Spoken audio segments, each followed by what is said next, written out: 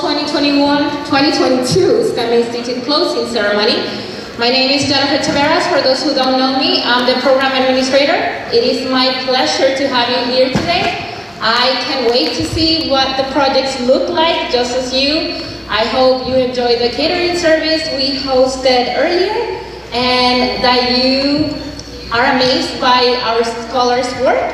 So we will be starting now our project presentations. Welcome, everyone.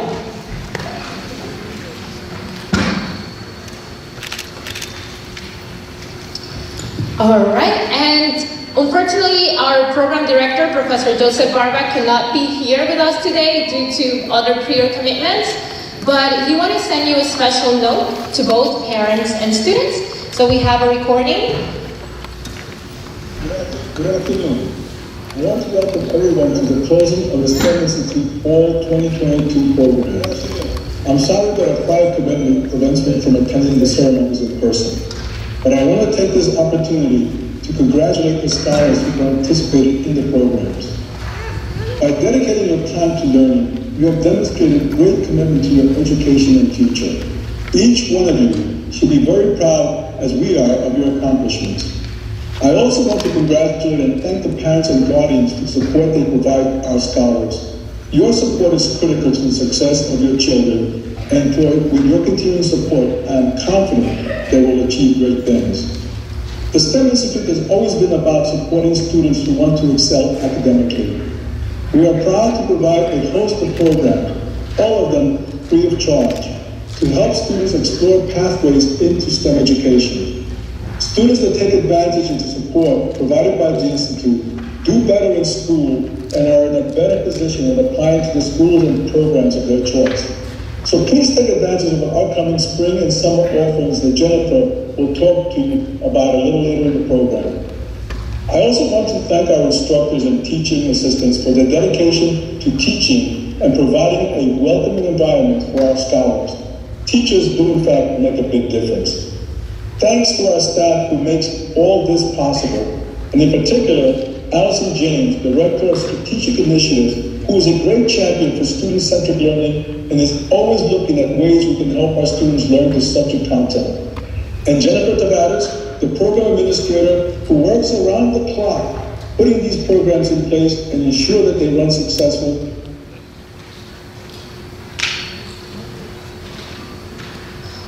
Well, I will finish his sentence, and we want to thank the parents and the students for being supportive of the STEM Institute, and wish you all a happy holidays, and he hopes that you all join the spring 2023 offerings that we have available. Thank you.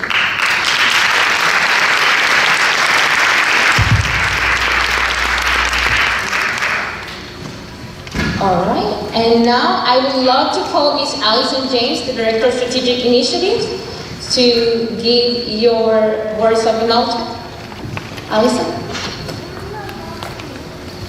Hello, everybody. Did everybody enjoy a good lunch? Yes. Awesome. I'm so glad. It feels very official back here, and I hate that feeling. So I want to come out and say hi and thank everybody for being here. I think that first, I want to thank the families. I know that we give a lot of our time and a lot of our effort into supporting our students. So I want a round of applause for the moms, dads, the grandmas, everybody in the room that brought you here.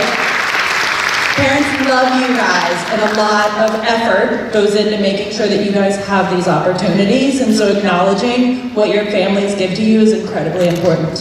Now, families, we need to acknowledge our amazing scholars, because this program's not easy. Our kids have had to work incredibly hard this semester to get to this moment. So moms, dads, grandparents, can we give our scholars a round of applause?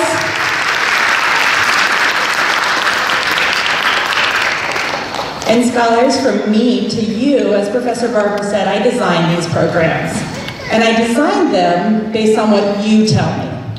So I didn't come up with any of these ideas on my own. Every single thing that you are receiving in your academic education here came from input that you guys gave to me or to one of our staff members to help us know what you needed, what you wanted to see. And the thing that I continuously hear over and over again is that the DOE teaches you stuff, but they don't teach you why they teach you stuff.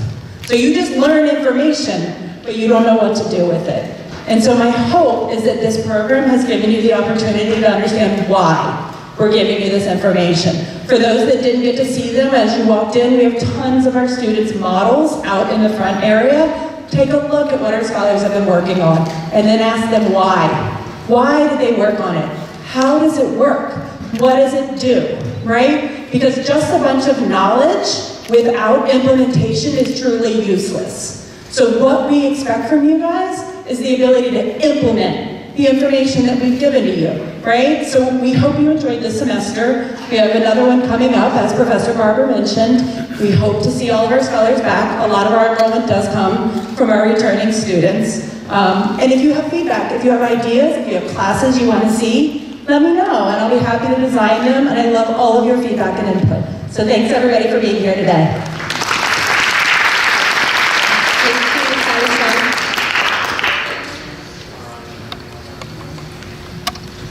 And now I'd like to take the opportunity to congratulate our fall 2022 staff. Truly, without them, nothing would have been possible. So a round of applause for the teachers, the TAs, the staff that made all of this possible.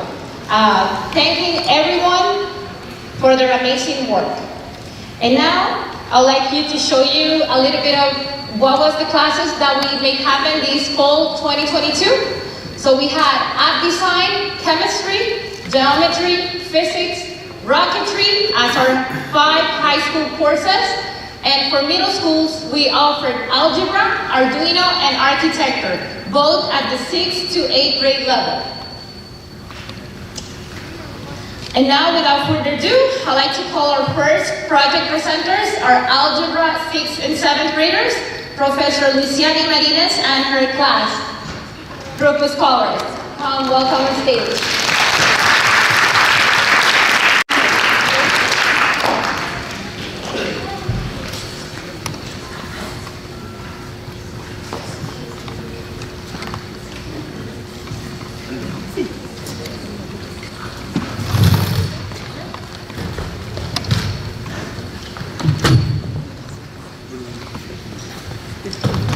Good afternoon, everybody.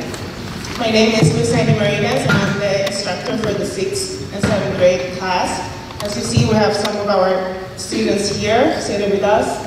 And I want to talk about what we did in our class briefly.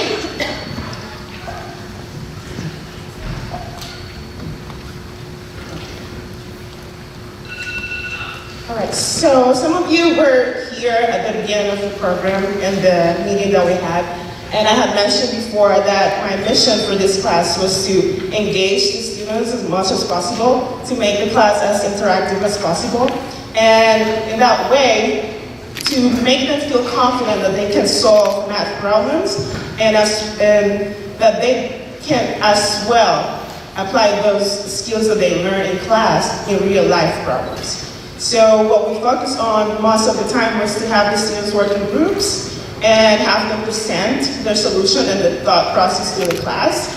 So it wasn't me talking all the time or explaining to them everything. It was mostly them figuring out their own process, their own solutions to the problems that we presented in class. And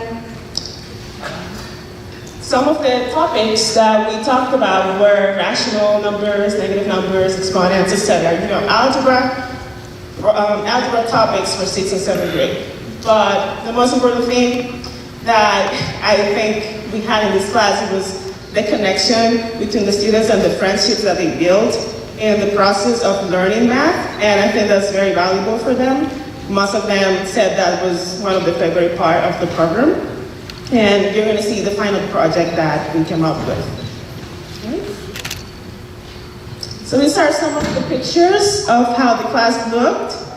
As you see there, we were very engaged, and a lot of the students, every class had to talk and had to present their solutions to the class and got to work together. Some of them built their friendships. Some of them I couldn't keep apart from each other. And it was fun. It was fun. These are our speakers for today. We have Arya, X, as we call him, and Lenin. And they're going to talk about their experience with the class. Go ahead, Arya. Okay.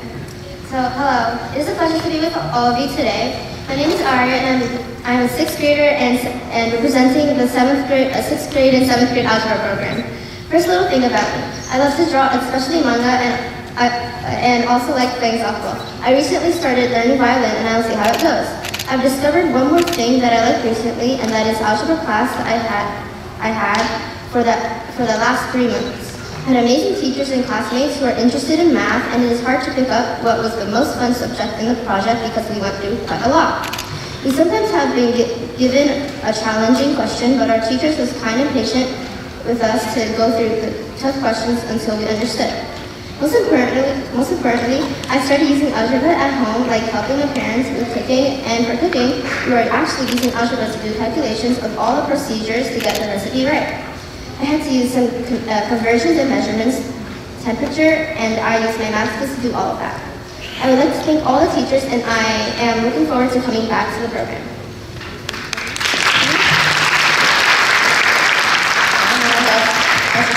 X.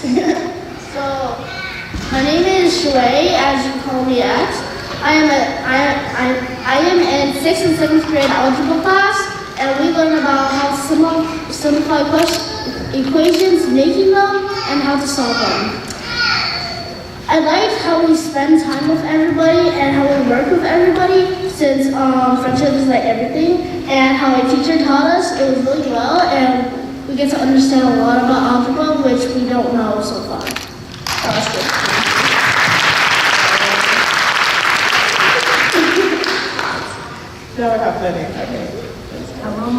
Hello, my name is Lenny.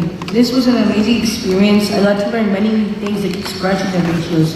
This is a good class because many people struggle with algebra, and it's a good skill to have in the future. So overall, it's an amazing experience, and I got to meet new people and do difficult expressions, which is good to learn, which I got better with. Thank you so much. Thank you.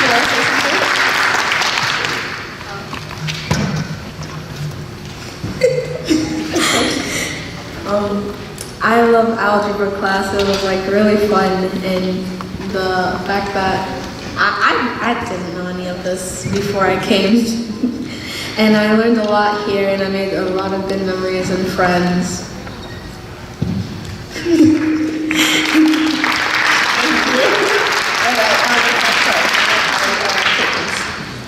So my friend Caitlin can't really come today, so I'm going to read hers. This is a speech that she actually wrote in person, so my name is Caitlin Torres, and I participated in the 6th and 7th grade algebra number 1 with this program because the teachers were definitely a lot more helpful than my mathematics teacher from school. This program helped me mainly because I used to think that math was useless outside of class, but this experience helped me realize just how useful it is. This is definitely my favorite activity to do during the week, and I always look forward to algebra class. I would come any year. Thank you so much.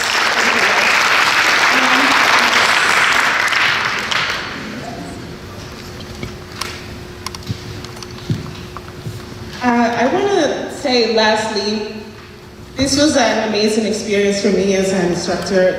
This is the first time for me teaching a class. Before I was a TA. I was a teacher assistant before for this program, and now this is my first time as instructor, and I want to say that this was an amazing experience for me, and sharing time with these kids was really unmatched for anything else that I do. And I'm so proud of you guys, whoever's here or over Zoom. I want to thank you for being so committed to the class. It was amazing, and I'm so proud of you. I know you're going to achieve great things, and I'm glad that you kept just coming to class every day. Most of you guys never missed, and it's amazing. I'm just happy for you. Thank you. Thank you so much, Ms. Martinez. And to wrap up their project, they would like to display a YouTube video that they created. Yes. They're so proud. One, two, three. All good.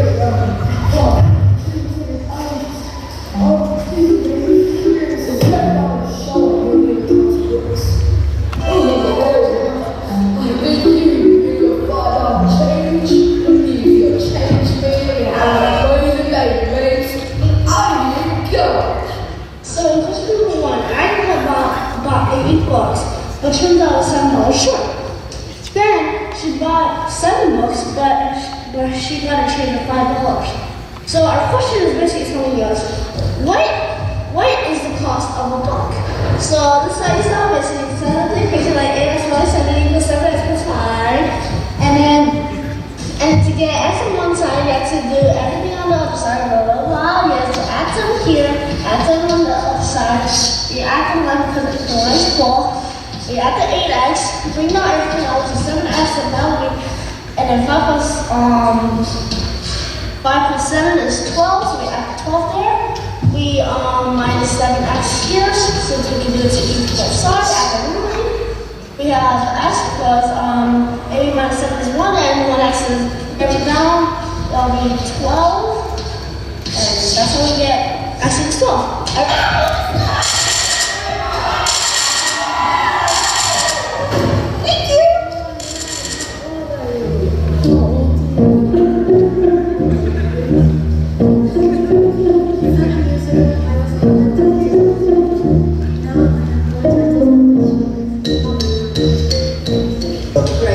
This 11 is 11 times 7 years ago. This is 7 years ago. This is unknown. This will be 4x, how old she is now. So we will do 11 times x, 11x, and times out of 7, we have 77. And I have 11x minus 77 is 4x. So let's go on this side, and the other side. So you get negative 7x. This is unknown now. As over, now we have negative 77 equals negative 7x. So we divide this by 7, 77 divided by 7 equals 11, x equals 11, and now look up here, how she is now, you do 11 times 4 equals 46. I'd like to share my listen to the stuff Oh my god, I remember the buildings. He went there. I remember When did Mary catch up with Bill? To get this, we have to use the 3 variables, t, s, and d. S is equivalent to speed. For Mary is 16 miles per hour, and for Bill is 12 miles per hour. T is equivalent to the time. Now this is unknown to us because that's what we're trying to figure out. D is equivalent to the distance, which is the same for Mary and Bill. Now, using the formula for Mary, S times T is equivalent to T times 16. And for Bill, S times T equals T plus 6 times 12. Now, to solve this, it gets you 12 plus 2 is equivalent to 16T. The reason that it's equivalent to 16T is because 4T equals 2. So using that, it gives 16. Getting us for time, 1/2. Or if you do math, 30 minutes. I mean 60. Yeah. Meaning that, when you ask me again, when did Mary catch up with Bill? He caught up with Bill at 4:40. First 5 year study, students have 33 exams. Each following year, he wrote fewer exams than the previous year. The number of his first year exams was 3 times bigger than the number of his final year.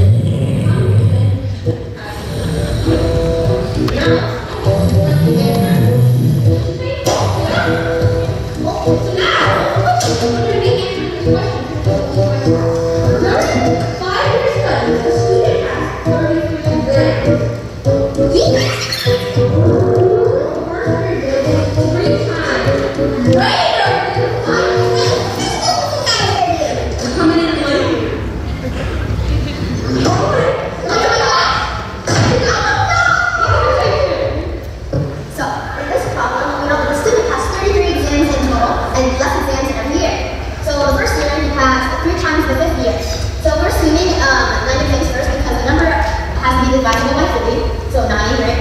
So 9 divided by 3, which equals 3, of course. And so we add the 3 with 9 because that's the first year how many days it passed, and 3 we're guessing is the fifth year how many times it passed. So when you find out the second year, third year, we subtract from the total and we get 21. And this is how much is left from. And so 8, 7, and 6 are the 3 numbers we have. And so in the fourth year, 6 passed, exams passed. The third year, 7 exams passed, and the second year, 8 exams passed. That's how we know that third year is 7 exams and Hello, how many cookies? couple of the stories. Oh, you just have this last one. Yeah. Ew, what is it? I am getting not natural flavor. This is giving artificial. But it's 5% orange. 5% orange juice? I am not taking this to everybody. Hello? Hello? I am getting non-natural. I'm getting artificial 5% juice. What is this? Please. 10% is not enough. Yes, it is. It's a regulation. I need you to speak to her now. Okay. Fix this immediately. Okay. What's the problem? She says that our drinks have to be 10%, and they're 5%. Natural. But how much pure orange juice must I add to 900 gallons of orange juice soda to convert the new regulation? You have to add 10%.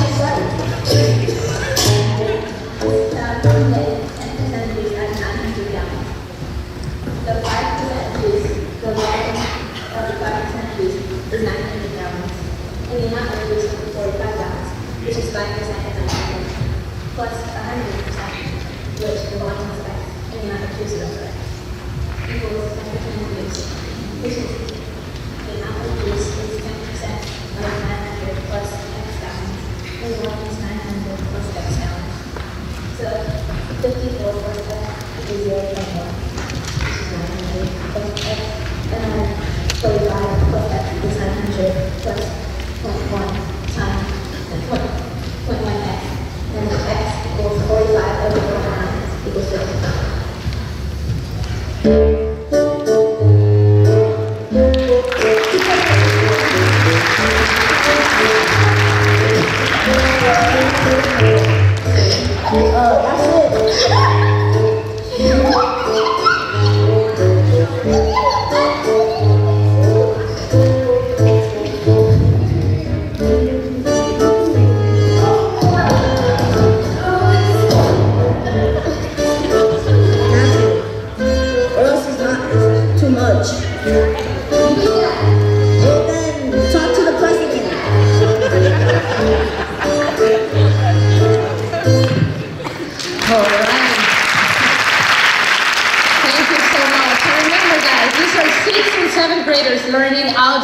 So that's why it's so fun.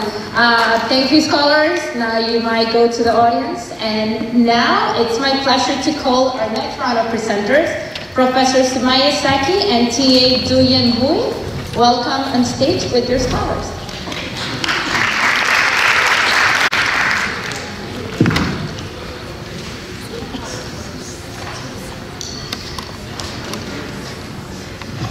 Hello everyone, my name is Sumaya. I'm the instructor for Algebra 8th grade, and this is the TA, Duyan.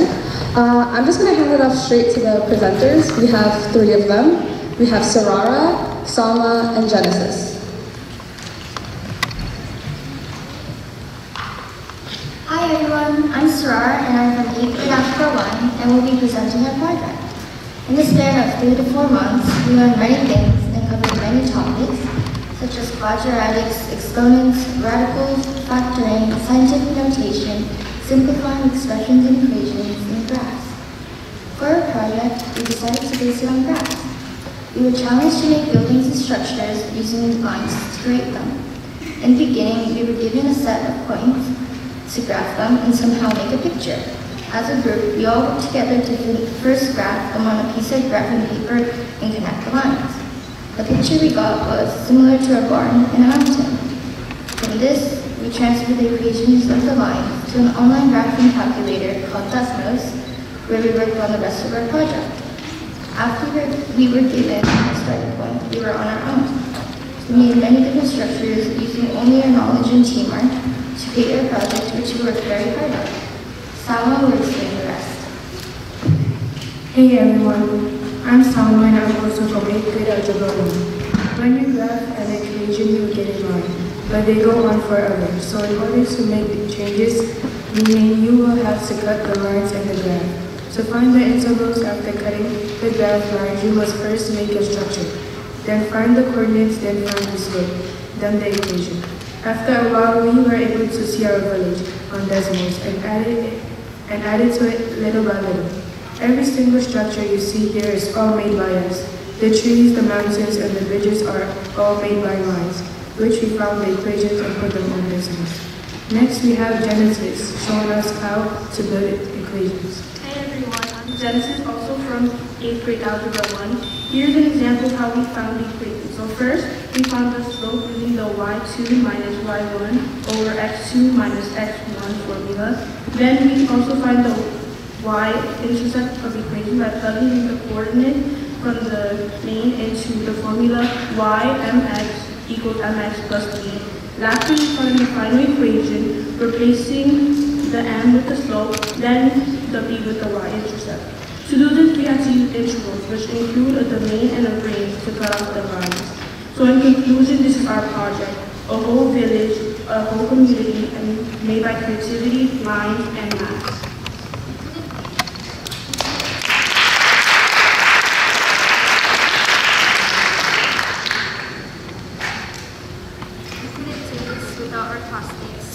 So I would like to thank Ali, Brandon, Emma, Farzana, Genesis, Kelsey, Kai, Salma, Shamaya, Valerie, and last but not least, our professors, Ms. Sumaya and Ms. Diane, for helping us finish this project.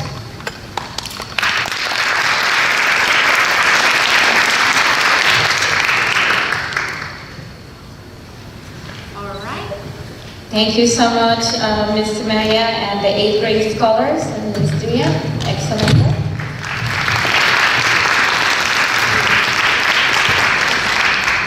And now, without further ado, I'd like to call our architecture 6th and 7th grade class with their project New York Globe City. Welcome Nikita Mena and TA Christina Flores with her.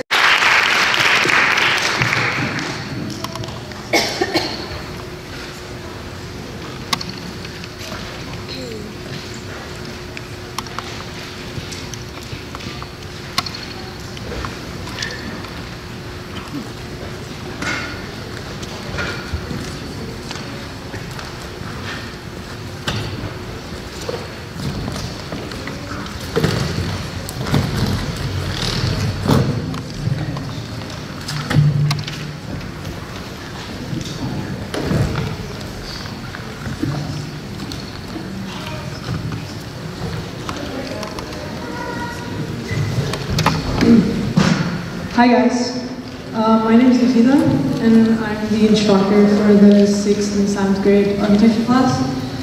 Today we're going to have students present their projects that they were working on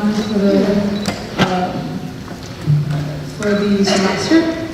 A majority of them, basically just to give you an idea, they were working on a city. Each of them have a building that they felt was important to incorporate into the city. Each of them right now has a description of their concept and why they created their design. So I'm going to go one by one, give it to the first person.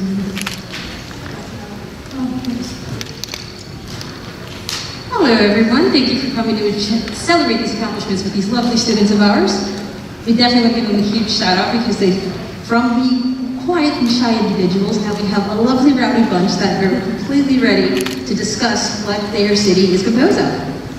So without further ado, we're going to start with Danny. So my contribution to our city is a mall that I like to call the Pyramid. It's next to an ocean with a boardwalk where everyone and community people can have fun, relax, and do a little bit of retail there.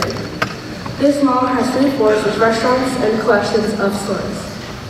Why does our community need this? Well, because these stores don't only function as like clothing stores and things like that, but also like as a grocery store where our community people can get groceries and daily necessities. Some problems I faced while making this project were the lack of time to do my creative process, and because it took me a bit of time to find my idea and do it, I was unfortunately not able to finish my project. And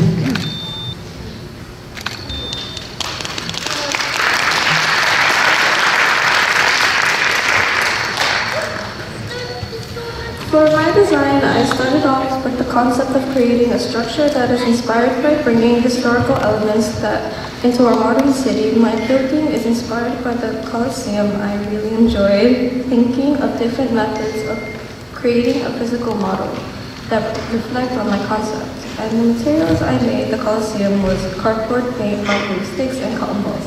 And that is my presentation. Thank you very much.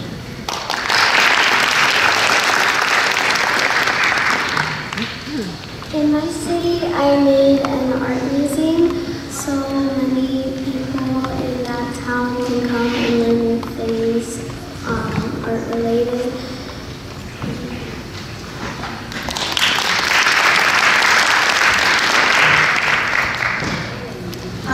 For my design, I started thinking about what's necessary in the city. I apologize for the audio, guys, but one of our students. Apologies for the audio, guys. One of our students was unable to make it, so they did a recording of explaining their part of the city. At the STEM Institute. Growing up, I always had a passion for building, and I would dream of building my very own city. With the help of the STEM Institute, I was able to make my dream come true by building a city out of various materials to represent a central square as a main attraction. I also made the city accessible for everyone. I was inspired to make a city which I call Brookville by the kind actions of others who had taken in people and cared for them when they needed a place to stay. I hope you all enjoy Brookville as much as I did.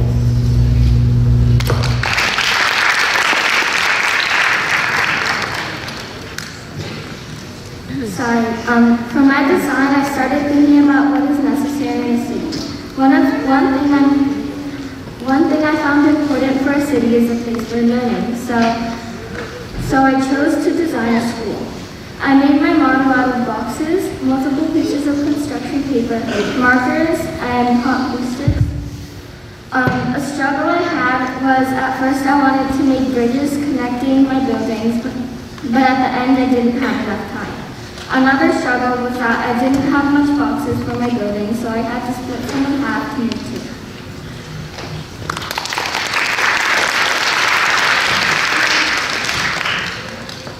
For my project, over the past few weeks I have made buildings for homes, for people to live in. I have made apartments and an ice cream shop. The materials that I have used is cardboard, paper, and hot glue.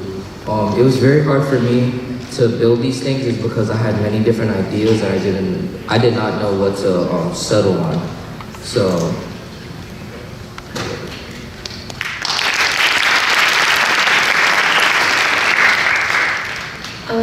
For my project, I built a cemetery.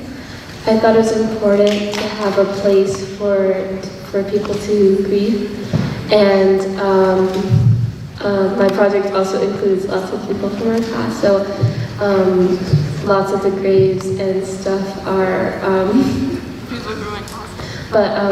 this, I struggled with having lots of materials because I built a cemetery and I thought because it was important to grieve people that you love. So I thought that was really important in the town.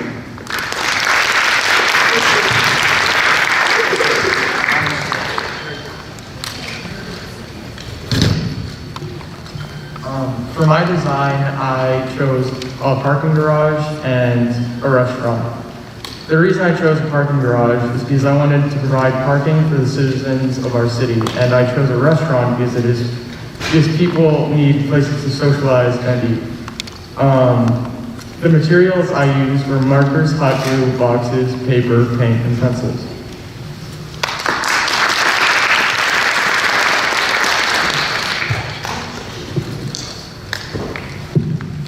For my project, I chose to do an apartment building because sometimes when I go to downtown, I see all the pretty buildings and I like the idea to live in one. I also made a window to show a clothing store, and I made it because I want to be a fashion designer when I get older. I also added a volleyball court and a swimming pool because they are my two favorite sports. To make the building, I used a lot of index cards, paper, and popsicle sticks. I also used paint, hot glue, and cotton balls.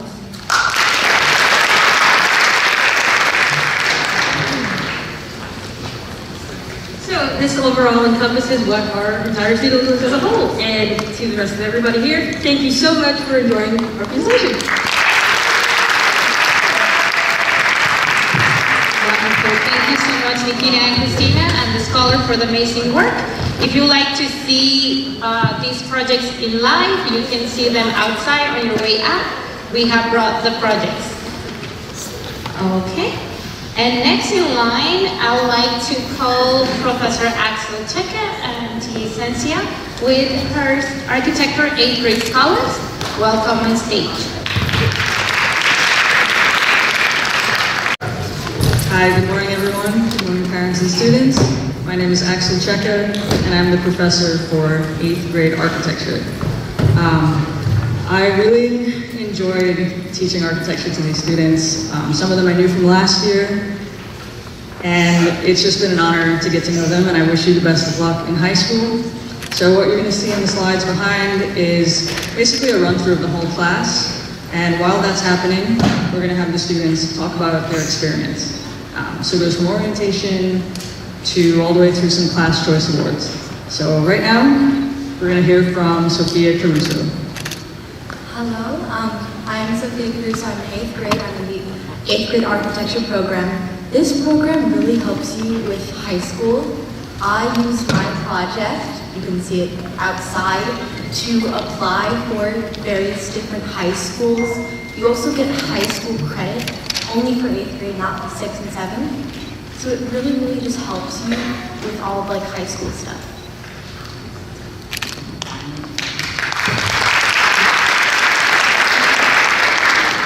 I'm Ian Barris. I'm also in the 8th grade architecture class for the STEM Institute. And our class has a good, I want to say, environment. We're always helping each other. We're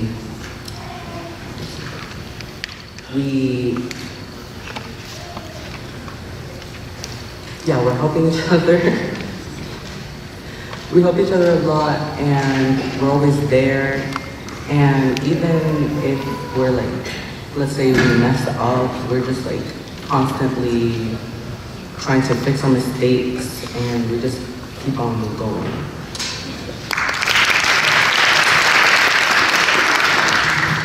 Hello, my name is Josh Webster, and I'm also in the same program as my colleagues.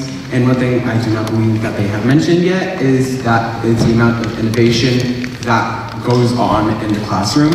And when I tell you the amount of materials that I used for said project that I have made, paper towels, plaster, straws, plastic, and there's so much more. When I tell you, they want you to be creative and they want you to make use of what they have there. And it's just amazing. And they just really teach you how to work with what you have in a pressured and very safe environment as well. And I'll be passing it to Landon.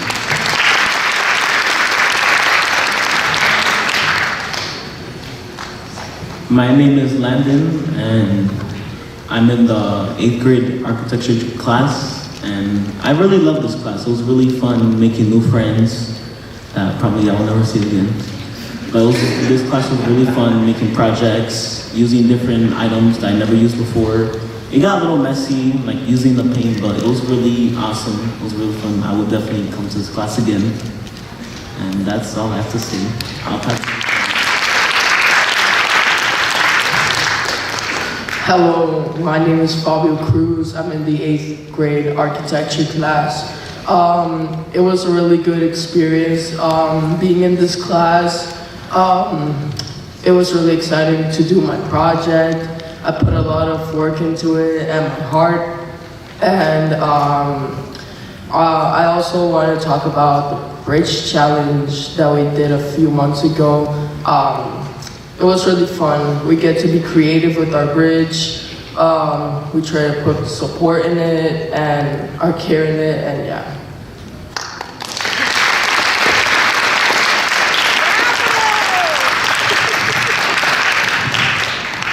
All right, thank you very much.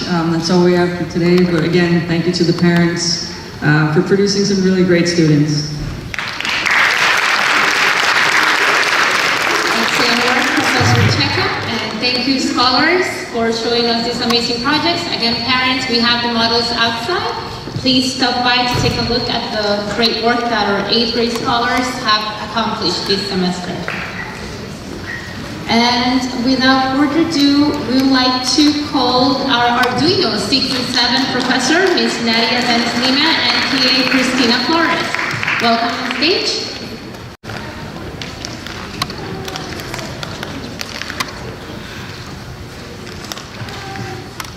Hi everyone, my name is Nadia and I had a blast teaching these kids this semester.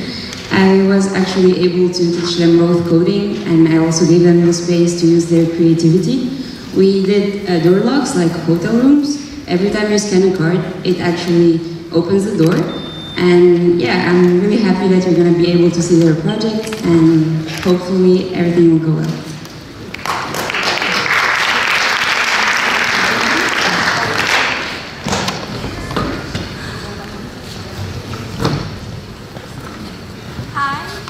Is this one on? Yes. Hi, my name is Harvey, and I will be presenting the exterior of the box and the electronics.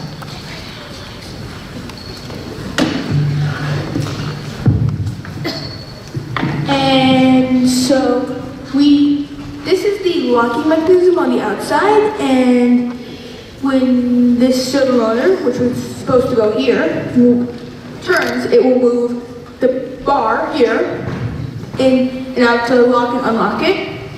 Then this part here is the RFID, which you would scan to trigger the soda roller to go left or right and to lock or unlock it.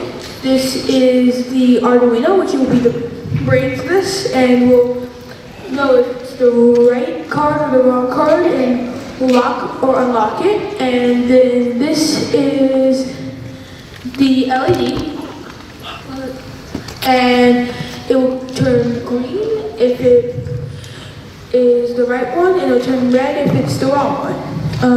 Ricky? Sorry. Okay, hi, my name is Jacob, and I'll be presenting the contents of the box. So first, we have a red astronaut on top of the box, and it's like his home. Then we have a ghost on the side of the box. He's haunting the house. We also have money in the home, and a blue dragon, a Lego block, and a gray box with the letter X, Y, and Z. And then one last green box with the letter X on top.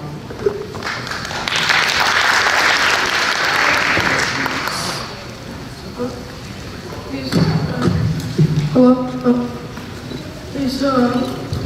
I'll be explaining the code. So the first 3 lines of the code, it's telling telling the Arduino which libraries to include. A library is it's like kind of next 3 ones are the RFID tag.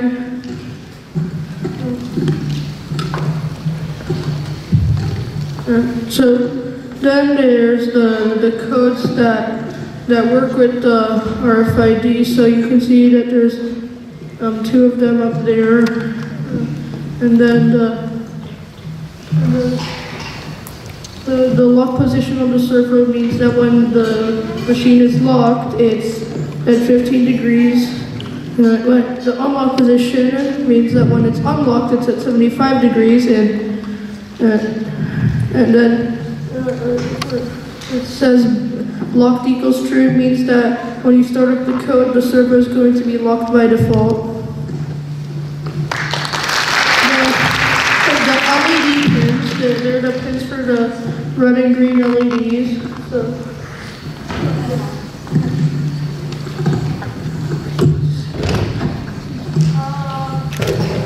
second check access is a function that's checked if it is supposed to be locked or unlocked. And the first two lines, for you granted equals false, and for any I equals 0 is greater than x minus 1, runs through all the ID. It will run through all the ID tags and check if they're either allowed or not allowed, and if they're allowed, they'll either lock or unlock it. And then if access granted, brackets I /tag, that line right there, is if a tag is found and it's allowed, it will open or close the box, which depending on if it's open or closed. And 0 print access granted equals true if locked box. Those three lines right there will close or open. If the lock's closed, it will open, and if the lock's open, it will close it. And then lock server right. Then those two lines, it will write the unlock position. It will set the unlock position if it's not locked. And that line right there, if the lock is open, it will close it, and if the lock's closed, and server right lock position equals true, that means the lock will be closed. And if the lock's open, it will be closed. If the lock's closed, it will be open. Frankie?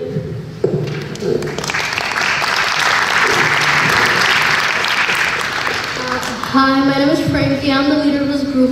I'll be presenting the problems we had on the way of making the box. One of our main problems we had was letting each member have equal time coding and putting together the box. For example, someone in our group would be putting together the Arduino, and they would not let any of the other group members do anything. And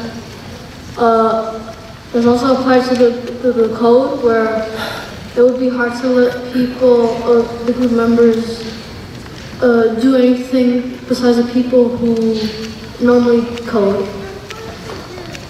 Another problem we had was one of our group members got one of our main pieces of a box stuck in one of the other pieces, so we had to shake down a pencil and get it out manually. But all those problems were solved in the end, and we got an amazing product we had today.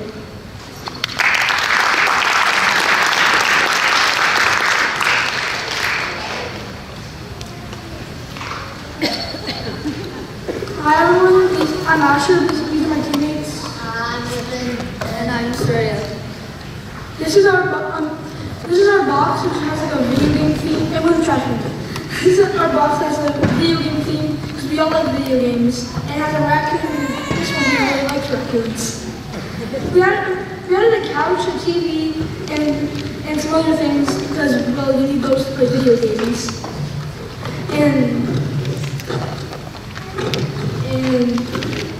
they have like figures on the side because they're cool. And that's it.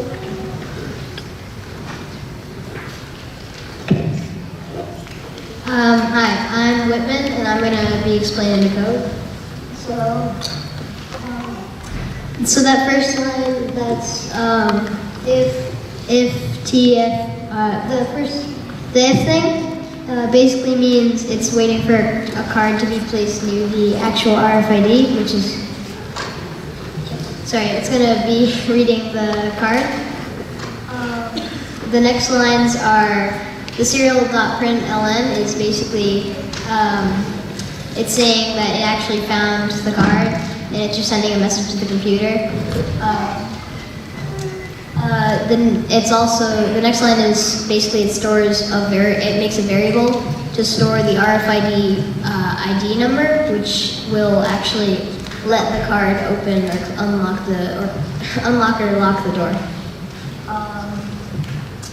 So the anti-collision detection basically, it stops the card from reading like continuously over and over, so that it's like just stuck in a loop. The next part with the serial.print is also is sending a message to the computer that the card's ID number is, and then it'll actually display the ID number. So, serial.print temp. That the check access temp is it's actually checking if it's like the tag will actually open the lock, and the RFID.select it locks it after it's been read, so that it prevents a redundant read. So yeah, that's about it.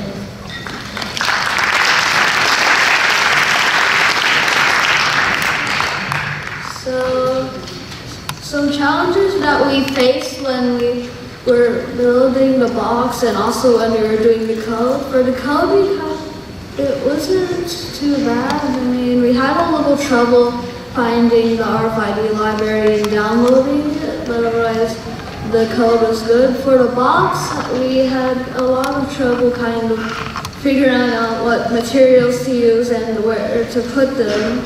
And we also had trouble figuring out where we should put certain things and how we should put stuff like how we should style the video game on the TV.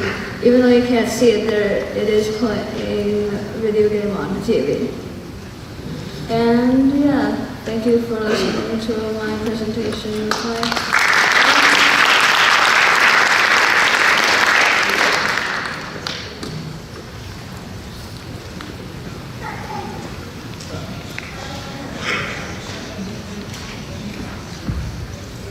Hi, I'm Gabby, and I am part of the group DHGC, which is everyone's initials. I will be describing the box.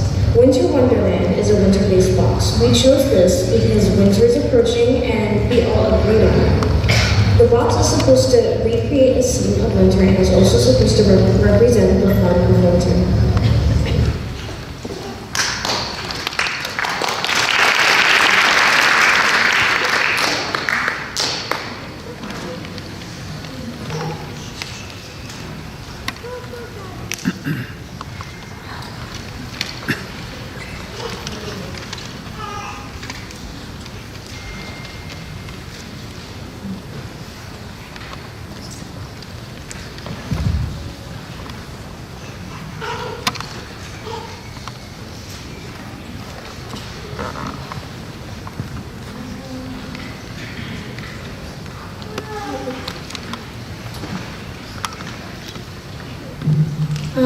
Hello, my name is Zoe. I'm the team leader of DHGC, and I will be explaining the code. The code starts with serial.begin, which is to get the tag ID numbers and to check for troubleshooting. Then the code starts up the LED lights, turning both LEDs on and off. It will be delayed by 200 milliseconds, which is 0.2 seconds. Then it will move the circle into a lock position. After that, it will display a message onto the computer that says, place card/tag near reader.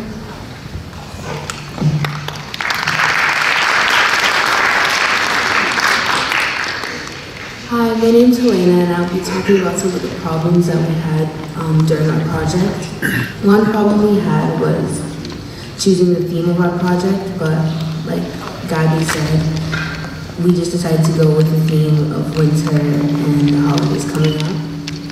Another problem we had was reading the code, but we took parts of the code and corresponded them to what was on the actual Arduino board, and we just figured it out ourselves. Another problem we had was just taking turns with the wiring and actually building. And yeah, that's all.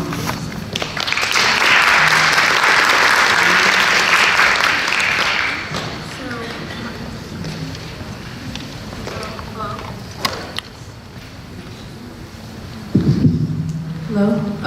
So my name is Danny and this is Shui, and our box's name is Stacks, standing for Danny and Shui. So our theme for our box is science. So we wanted to incorporate some science elements in it. So in our box, we created 3D printed atoms, and like everything from our phones to our cars, those have atoms in it, so we want to incorporate that. And just for fun, we added some ghosts and some upside down ghosts. And yeah. Okay, so Okay, so my name is Shuei, as he introduced, and I will be explaining the code and challenges that we faced. So the first block of code, it basically says that if the access was granted to the RFID code, then it will unlock then the LED light will flicker on and off with a 200 millisecond delay. The line of code between the two blocks basically tells us that if the door, it shows that if the access is not denied, basically an if statement, the last block of code will activate. And the last block of code basically shows us the red LED flicker on and off with 200 millisecond delay. And that's it.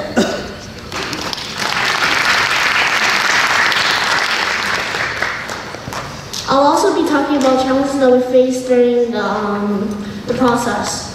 So one of the challenges was picking a theme because we had like nothing in common and we just chose a random one. And then another hard part was how to understand the code, since some part of the code we didn't go over yet.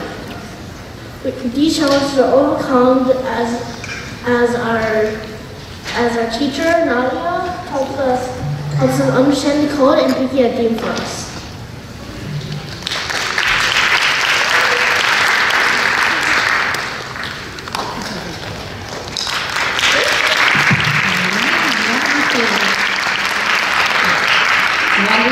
Wonderful work, Nadia. Thank you so much. Thank you, Arduino 6th and 7th grader scholars. This is the first time we run an Arduino class, actually. And it was amazing, so much learning, and we want to continue offering these opportunities due to the feedback given to students, parents. So if there's ever a class you wish the STEM Institute could run, send us an email. We'd love to try it out. And now I'll call the Arduino class 8th grade course, Professor Dylan Cardambi and TA Claudia Garcia. I'm their student. Hello everyone, it's great to be here.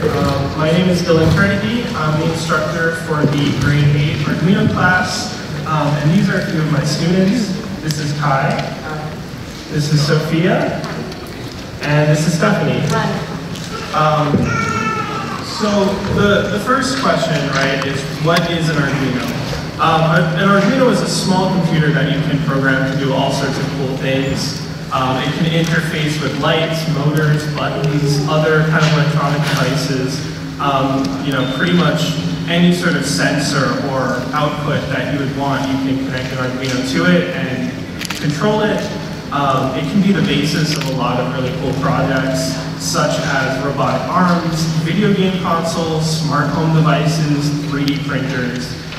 Pretty much, anything that you can imagine that could connect two or more different electronic, things together. You can put things together and make all kinds of cool things. So the goal of this class is to expose students to Arduino so that they can, take this knowledge and do what I just described and, kind of put things together and create new things and creative projects. And so the main components of the class were that, first I taught students basic electronics knowledge, and then I introduced them to Arduino, which is essentially, taking the electric circuits that they built and adding programming to it. And then with the programming, they can do much more complicated things with what they're building. They also learned how to use an online Arduino simulator so they can, practice with these tools outside of class without having to buy an Arduino. And their project was to create a mini greenhouse that can automatically water plants and give them light, which they succeeded with, and it's a fantastic project. Students also learned additional science skills that relate to their greenhouse project. And we did that in partnership with an organization called BioBus. BioBus actually brings science education to New York City school students. So it was really a great opportunity for the students to visit their campus and learn about science as well. So we started with basic electronics knowledge. And basically, we started with the simple things, how to read a schematic, right? How to take a technical document that specifies a circuit and actually turn it into a circuit. We learned, basic electronics theory of how circuits work. When you connect the light bulb to a battery, for instance, what happens and how does that work? They learned how to use a breadboard, which is pictured in the bottom image. And a breadboard is a way that you can connect up different electrical components and rearrange them to create different circuits and modify your circuits. And then they learned how to power an LED, a buzzer, a motor, and then how to add switches to turn on and off their circuits. They learned about other circuit components such as resistors and capacitors. And then they learned about different types of circuits such as series and parallel as shown in this slide. So here are just a few images and a video, if we can play that video, of students using the breadboard and other circuits. So here's our student Poppy. You don't have to turn on the sound for them. And she's playing around with a series and parallel circuit. So in one of those circuits, you only have to push one of the buttons to light up the LED, and that one is in parallel. And the other circuit, the buttons are in series, so you have to push both of them to light up the LED. So for the next slide, basically Arduino, like I said before, is taking that electronics and combining it with programming. And so when we use programming in conjunction with electronics, we can do all sorts of really cool things. Taking sensor inputs, taking human inputs like buttons, and then making decisions based on that to create some sort of output that's useful to us. That's kind of the core of it. So students learned some basics about programming the circuits that they made. For instance, they were able to turn on and off an LED with the Arduino with programming, dim the LED so they can have various levels of brightness. They were able to control a servo motor, where it's just a motor, you can control the angle of it, and they were able to power on and off the DC motor, which we actually used in our greenhouse project. They also learned to take input from buttons, so you press the button, the Arduino detects that you press the button, and you can do something based on that.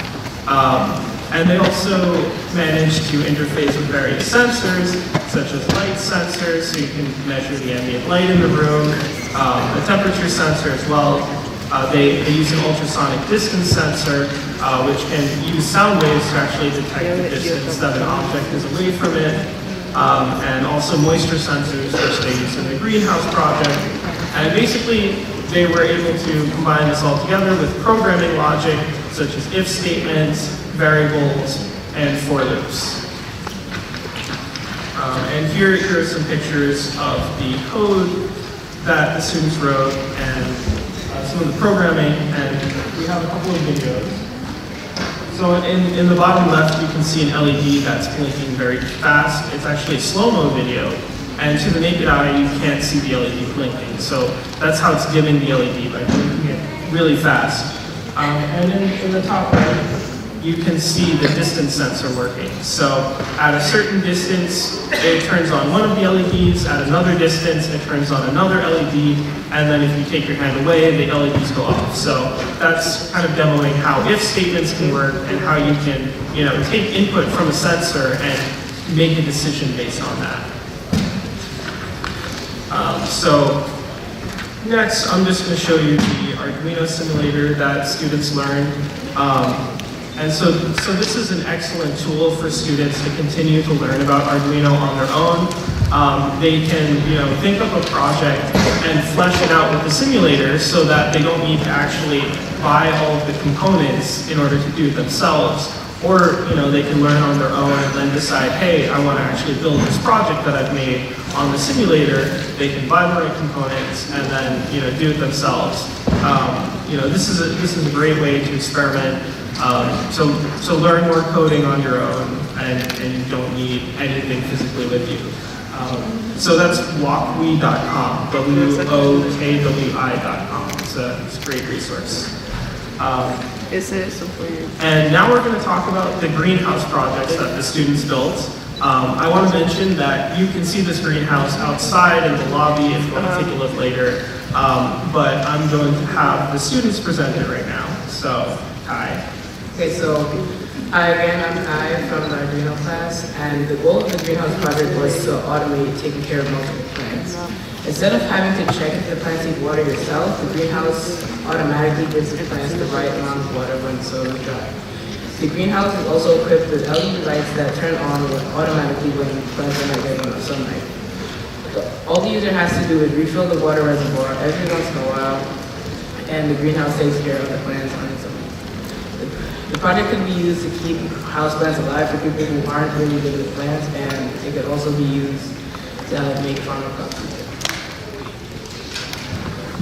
Great. Sophia. Okay. So I'm going to be talking about how we made the greenhouse. So we started by building the frame. The frame is from a mini greenhouse kit. And basically you have to snap the parts together like Legos. The plants that we used were spider plants, and we planted them in small little pots with pot soil. And then we chose spider plants because they're easy to keep alive, so they can withstand the testing that we did. Then we attached the Arduino and the breadboard to the greenhouse and wired up the lights. We also added water pumps and tubes needed for the waters to get plants. For the plants to get water, here we go. And then, as well as a motor driver that they're doing a control the console. Finally, we added moisture sensors to the soil so that the Arduino can tell when the soil is too dry. All right, Stephen. Okay. I'm going to talk about how the greenhouse works. There are two sets of plants. Each set has a moisture sensor and a water pump. The moisture sensor outputs a value to the Arduino. A smaller number means the soil is dry, and a larger number means the soil is wet. The larger the number, the wetter the soil. When the number is too low, the Arduino knows the soil is too dry and pumps water to the plant for 20 seconds. Once the plants are watered, the value from the moisture sensor goes back up, and the Arduino waits for it to be low enough to pump more water. The automatic lights work the same way. If the value from the light sensor is too low, the LEDs are turned on to give the plants enough light. The Arduino is constantly working to check the moisture levels and light levels in order to react to any change. So hopefully you can see the video on the left. It's showing how the plant how the greenhouse actually pumps the water to the plants when it detects that the soil is too dry. And on the right, you can see that the greenhouse is actually reacting to there not being enough light, and it's turning on the LEDs. So that's the greenhouse project. Make sure to check it out outside. And I'd like to thank everyone that was a part of this class. It was absolutely a pleasure teaching these students, and I had a fantastic time. So. Thank you so much, Dylan. Excellent work to my Arduino 8th grade scholars. Parents and scholars, we have a change of plans last minute, and because this is a live event, we are actually going to proceed to the awards of the middle schoolers, to not leave those middle school awards to the end. And we will run an intermission of 10 minutes, so if you want to go to the bathroom, this is the perfect time before we start our high school projects. But middle schoolers will call the awards, the top scholars for each class, so they can come on stage and receive their award, and we're going to take some pictures. That way we wrap up the middle school section. All right, Miss Janila. So our first scholars to be honored, it's Algebra 6th and 7th graders with Professor Luciano Martinez. I'd like to introduce your top scholars.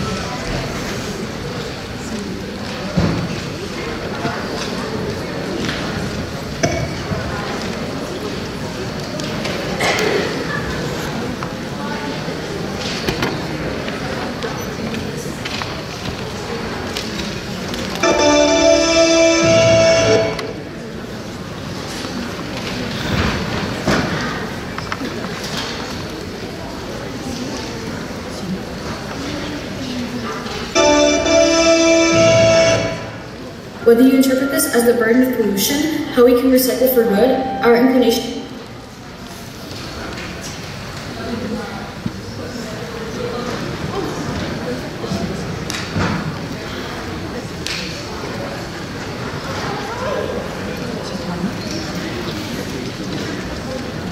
All right, and the award ceremony goes to.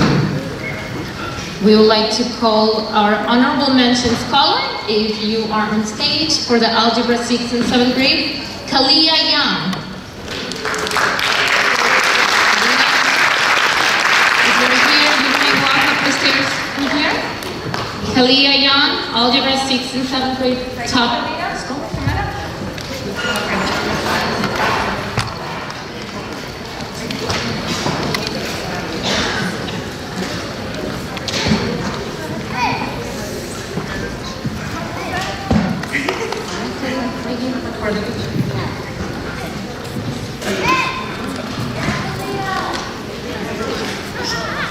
Right here for a picture. No, you gotta move back. Move back. Over there. Move back a little that way. That's okay. Right. You see, I don't have room behind me. Okay.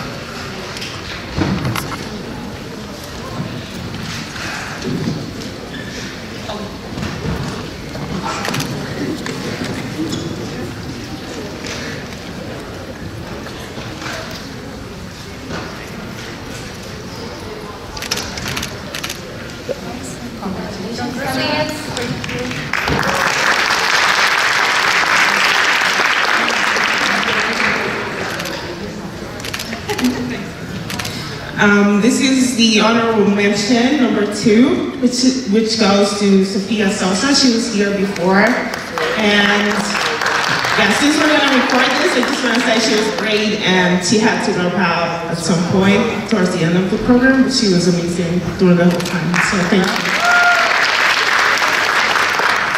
This goes for the bronze prize, which is gonna be for Adeline Milanes. Right.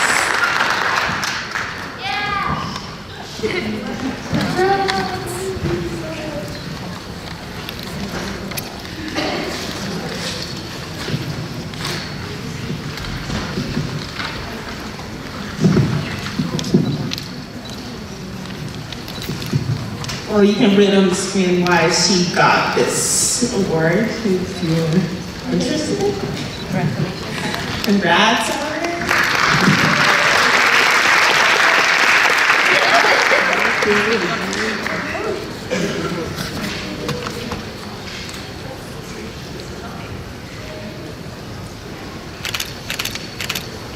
Thank you. All right. The next one is the silver prize, which goes to Zoe Medina.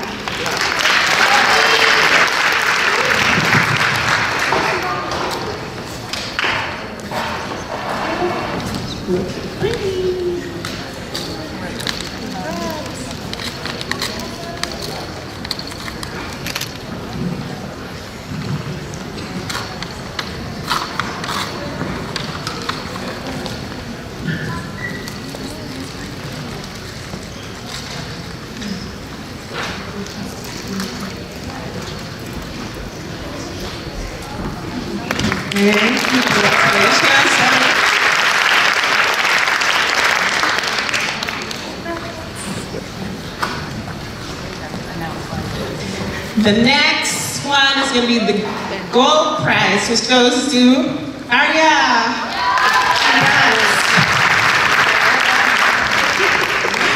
Yeah.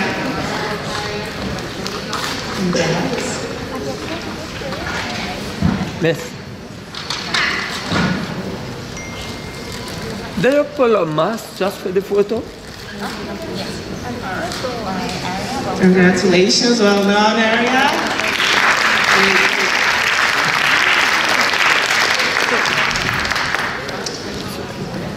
And now the Exemplary Student Award, which is the highest award that the Institute gives every semester, goes to...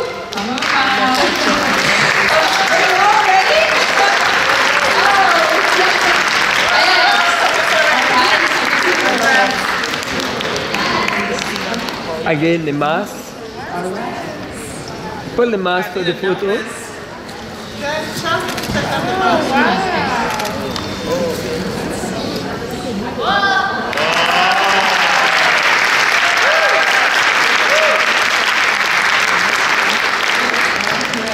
Well done.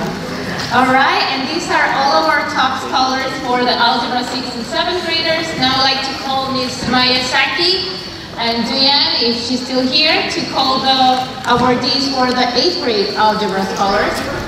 All right, and now...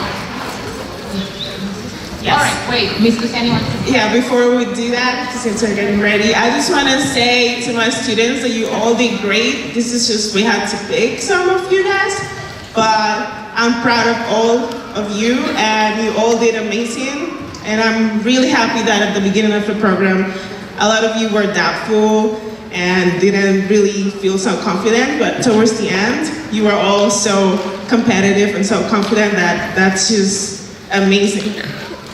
And I will miss you a lot. Thank you.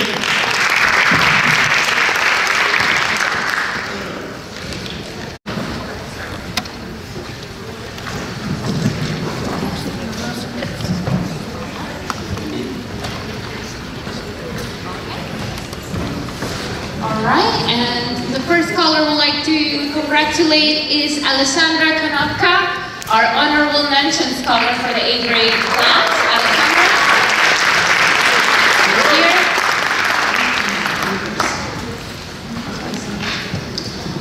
And the bronze award goes to Genesis Vasquez. Algebra 8 for Genesis. Welcome on stage. Genesis.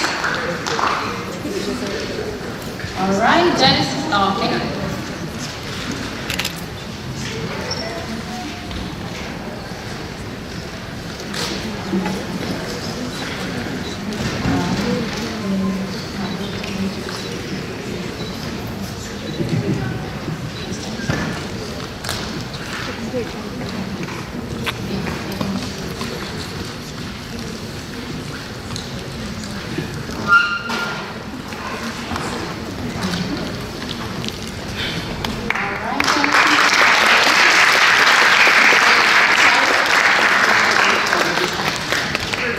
All right, and for the silver awardee, that goes to Shamia Lukard. Shamia?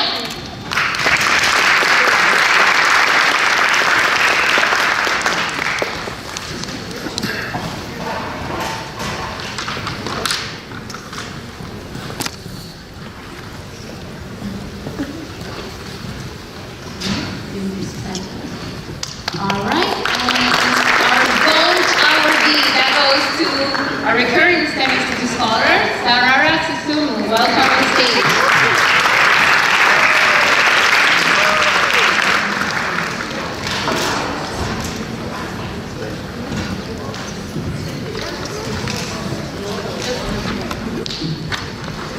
And the exemplary award goes to Farzana Fausia. Farzana, all right. And now all of the awardees come on stage. We're gonna do a group photo. Display your certificates.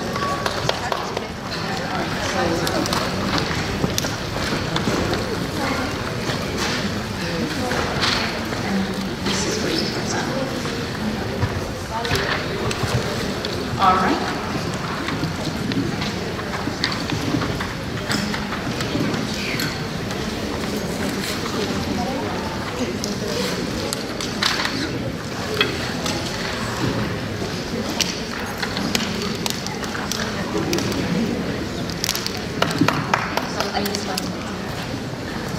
No. This. You can Excuse me. Like I said, I don't have room behind me, so to get everybody in frame. Is that fine? Okay, I'll work with that. Let me see. Yeah.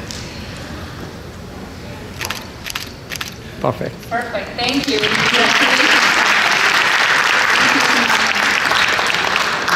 Those were all of the awardees for the 8th grade class. And now I'd like to call the architecture 6th and 7th class, Nikita, Christina, to call out your top scores.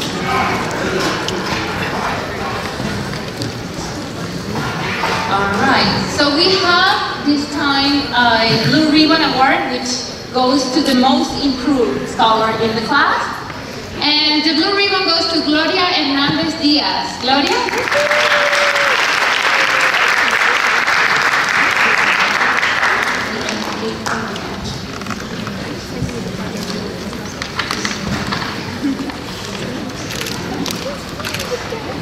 You might stand back here. And the Honorable Mention Award goes to Paola Arce Franco. She's not here now, right here on the side. And the next one goes to Betsy Rojas. Honorable Mention. Betsy, come back, please. Congratulations, Betsy. All right, so you're going to grab it and you can on this side. And, all right, on the side. All right, and the bronze awardee goes to, yes, goes to Henry Cahill. Henry?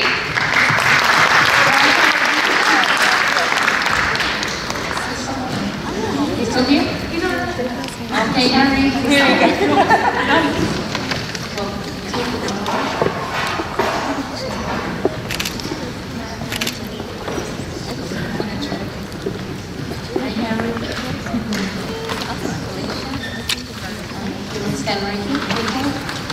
And the silver awardee goes to Ella Jones. She's not here, but Ella goes to your award. Congrats. And the gold awardee goes to Azul. Come on stage.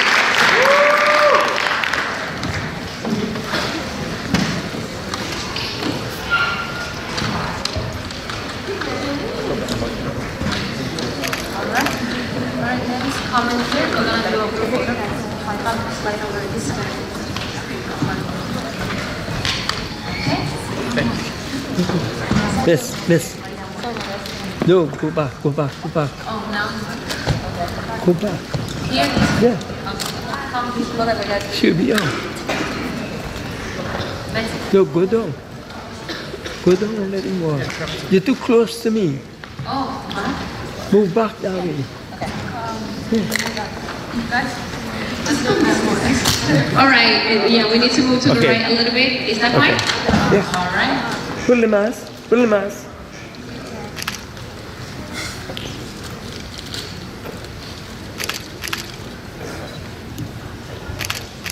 Good. Okay. All right. Congratulations once again.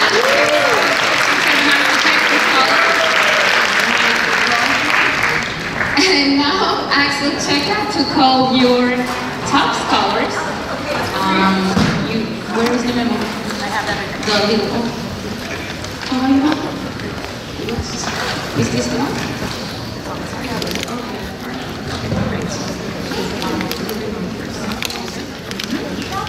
All right, and I'd like to call the Blue Ribbon Most Improved Award that goes to Ian Veras. Ian.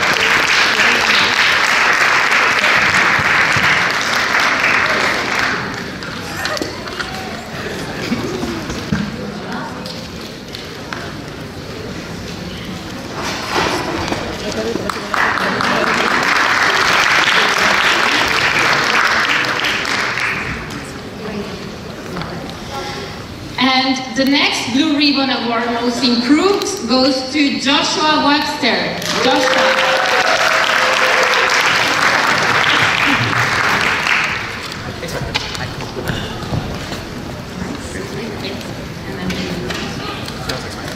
The next awardee goes to the Honorable Mention Scholar, Juan Cortez.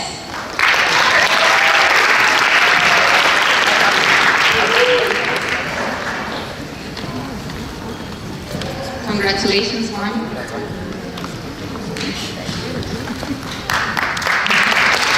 And the next honorable mention goes to Emma Felipe. Emma.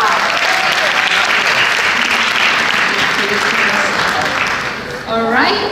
Bronze award goes to Fabio Cruz. Congratulations, Fabio.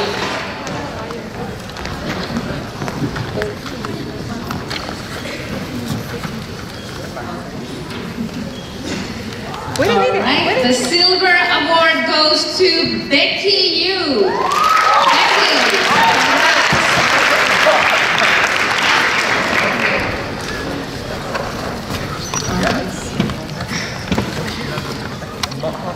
And the gold award goes to Sophia Caruso. Congratulations, Sophia.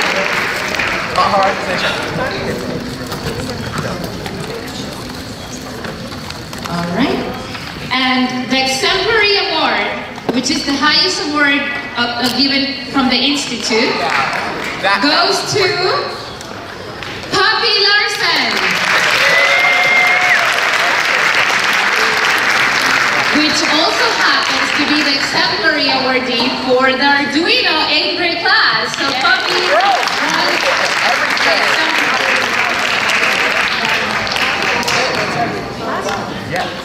all right, so now come this way.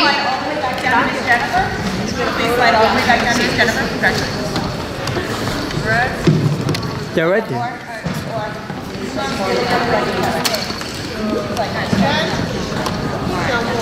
More close.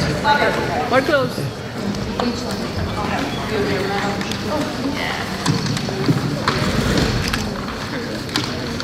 Wait a minute.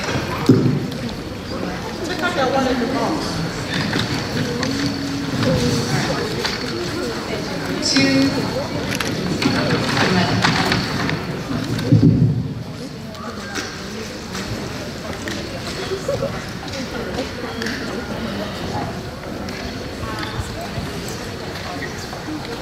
Wait, another medal?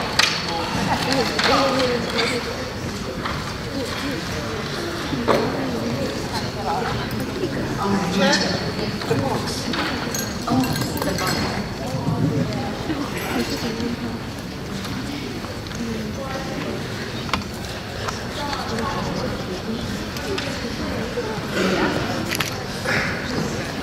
Okay. Excuse me.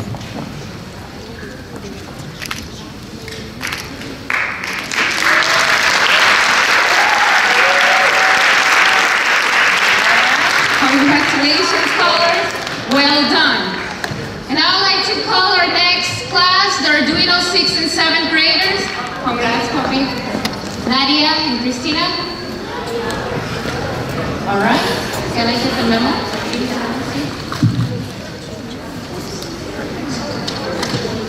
All right.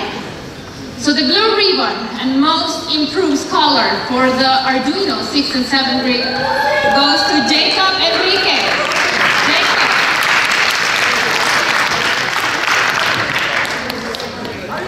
The next blue ribbon award, Jacob, is Jacob here?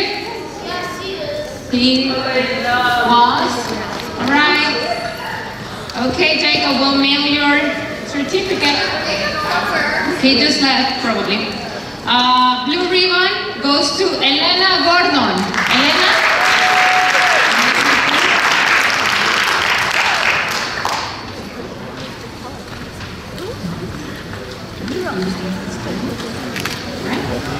The bronze award goes to Adeline Milanes. Adeline?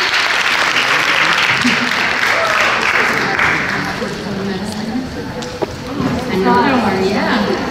Congratulations, that's the second bronze. Nice, well done, Adeline. Okay. The next award, the silver, goes to Whitman Barcalo. Whitman?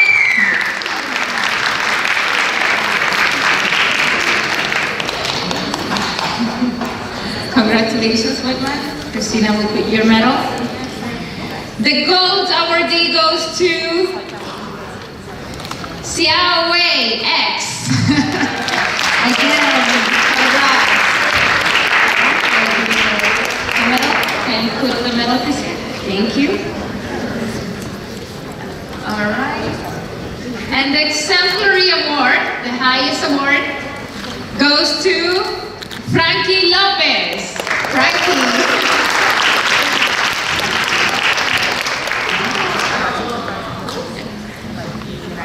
Congratulations, Frankie. Here the medal. All right. Okay, so now let's do a group photo. Slide down this way. Slide all the way down. All the way down. Yep, I think that should work. Mask down. Next. Mask down, guys. Excuse me.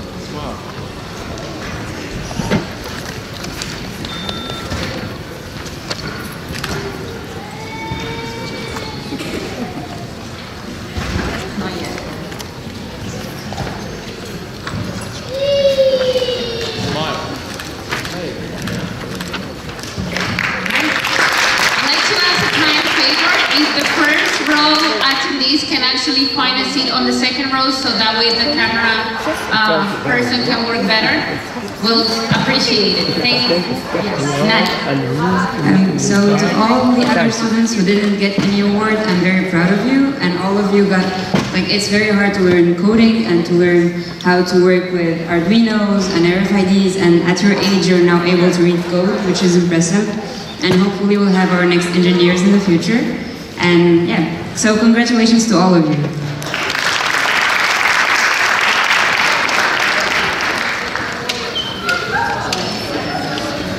All right, and our next class for awardees of the middle school group, it's the honorable mention goes to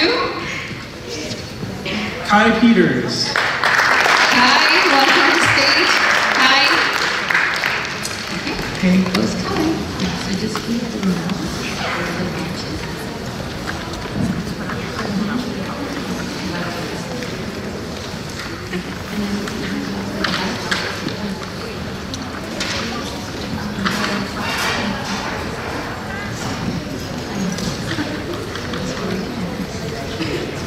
Congrats, Kai. And the bronze medal goes to Alan Sanchez. Alan? Alan?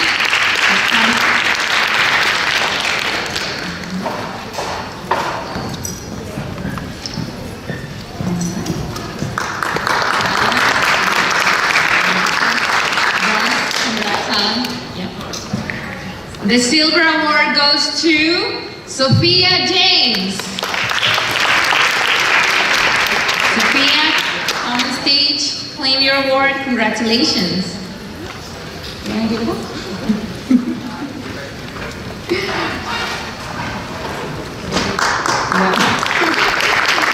Congratulations, Sophia.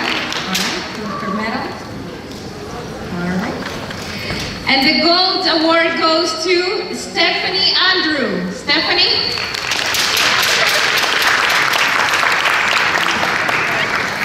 Stephanie Andrew.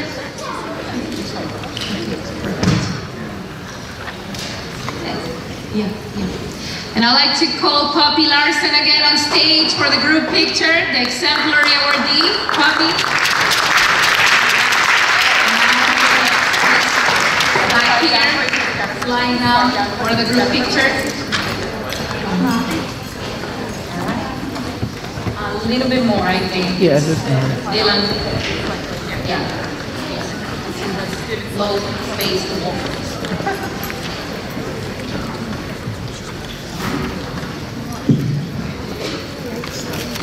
Yeah, that's good. That's good. Cheers.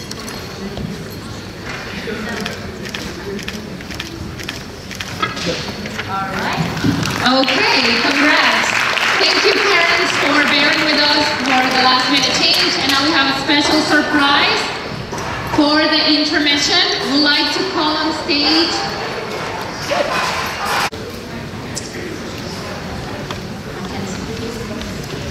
We'd like to call on stage Mackenzie. She wants to sing a beautiful song for opening the projects of the high schoolers.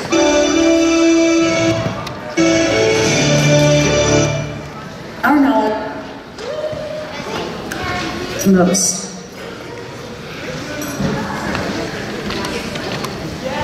All right, Mackenzie. Luciani. Mackenzie Young.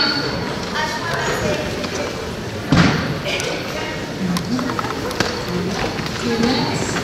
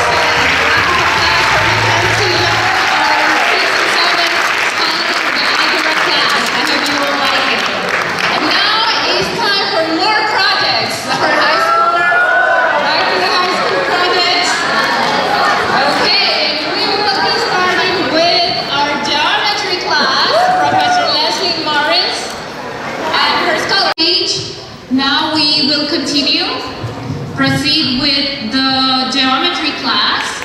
And now I would like to call Ms. Leslie Morris and her TA Shaq to welcome their presenters, Emily, Matthew, Carolina, Anna, and Alex.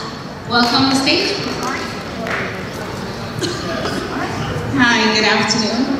Thank you, parents. Thank you, students. So we're the geometry team, and the beautiful thing about geometry is, for me, I see it as the foundation of all the science and all the other math. So I'm going to start with my student, Diego. So, we got geometry. Geometry is a branch of mathematics that focuses on the study of shapes, sizes, angles, and many more things. In our day-to-day life, we experience geometry in many ways. For example, we can find geometry in our fields of technology, home design, and even in nature. Everything in our surroundings is related to geometry in one way or another. Geometry can be as essential as in our life, and it is as essential in our everyday job. An example of this would be people who work for air traffic. Without geometry, no one would know the laws of the plane, nor would end up. Therefore, with all of this said, geometry is essential in every step of our life. So a project we did was the dictionary project. Creating the dictionary project helped us with remembering terms.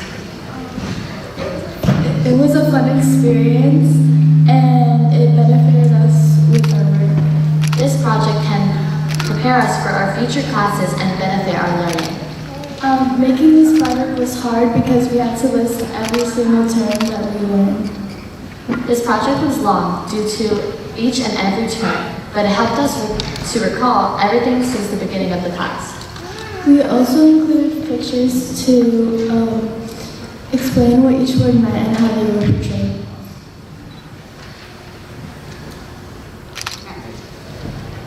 Alright, good afternoon. My name is Matthew, and the presentation that I'm doing is the stained glass project. It was a collaboration with my classmate Gabrielle, but she's not here today, so I'll be presenting for the both of us. Our experience in preparing a stained glass window was intriguing and fun because we are usually better with visuals and art. The stained glass window helps us to visualize linear functions and geometric shapes ourselves by creating our own construction of shapes, lines, and angles. This project also helps with our general understanding of patterns in geometry and how geometrical shapes can be found in everyday objects. Overall, we are able to distinguish between positive and negative slopes. We can also use this project with the principles of geometry for jobs like an architect or a CAD engineer, just to name it. And that's my plan. The new house is a very fun and interesting to complete.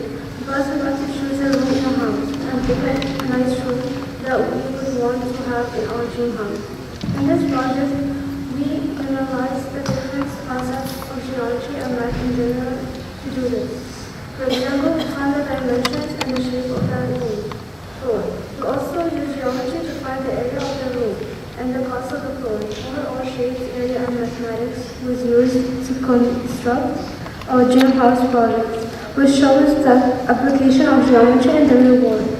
If you look around your home, you can see geometry before your eyes. In our city, wow project. It was a fun experience. What is a society without a project? We incorporated the different concepts of mathematics to create our projects. For instance, we used transversals, parallel lines, and the different classifications of angles to create a city of our choice that we would want to live in. We included our art skills and creativity into it to make it even more creative and fun. Adding up all the other elements gives you to a beautiful city. Hi, my name is Alex Malinkovic, and overall, I thought that this was extremely fun. With this program, we were able to help understand how geometry is in everything we do in our everyday lives. Most likely everything you're even sitting on and seeing is helped with due to geometry. And it feels like this program helped us with our high school It helped with high school and our understanding of geometry more than we were expecting.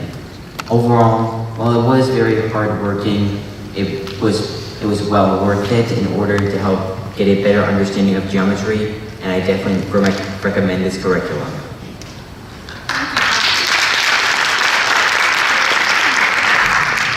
I think for me the beauty is that the students did everything we were seeing. You heard them, and they did everything that we're seeing now. Equations and fashion may not seem to go hand in hand, but Senegalese designer Diarra Bousso believes otherwise, and she would know because she's done the math. So that flower that we saw earlier can turn into this, to that, just by changing the variables. In this case, is theta, going from 0 to 12 pi. The artist and former Wall Street trader can usually be found exploring mathematical equations and algorithms that will go into the designs of her textiles. At her Silicon Valley studio, Diarra turns plot lines and curves into shapes that are then hand-painted based on a colour scheme of her choice. Each shape can be represented by a mathematical equation. And now when you put all these equations together, you can create lots of shapes, which is nothing new. I think the part that makes this different is that when you can actually code it all and generate it with an algorithm, meaning that a process telling the computer, graph this line, graph this equation, find where they intersect, make it blue, do this, do that, do that. Now the computer is drawing for you. Diarra claims she's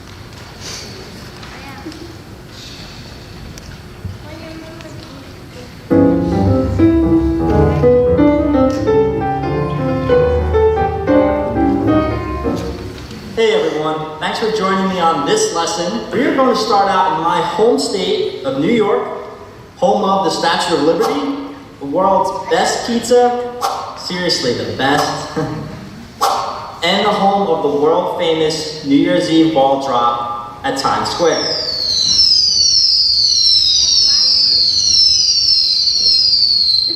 Now we are going to go ahead and use Google Earth to take a closer look at the location of Times Square on the island of Manhattan. And now we can see from this map that the roads in New York City make a grid network of interlocking streets and avenues. Notice that our streets run somewhat horizontally and that they are all parallel to each other, and we should know that parallel lines never intersect. We should also notice that our avenues run somewhat vertical, and they intersect our streets in a way that makes them perpendicular or that they form them.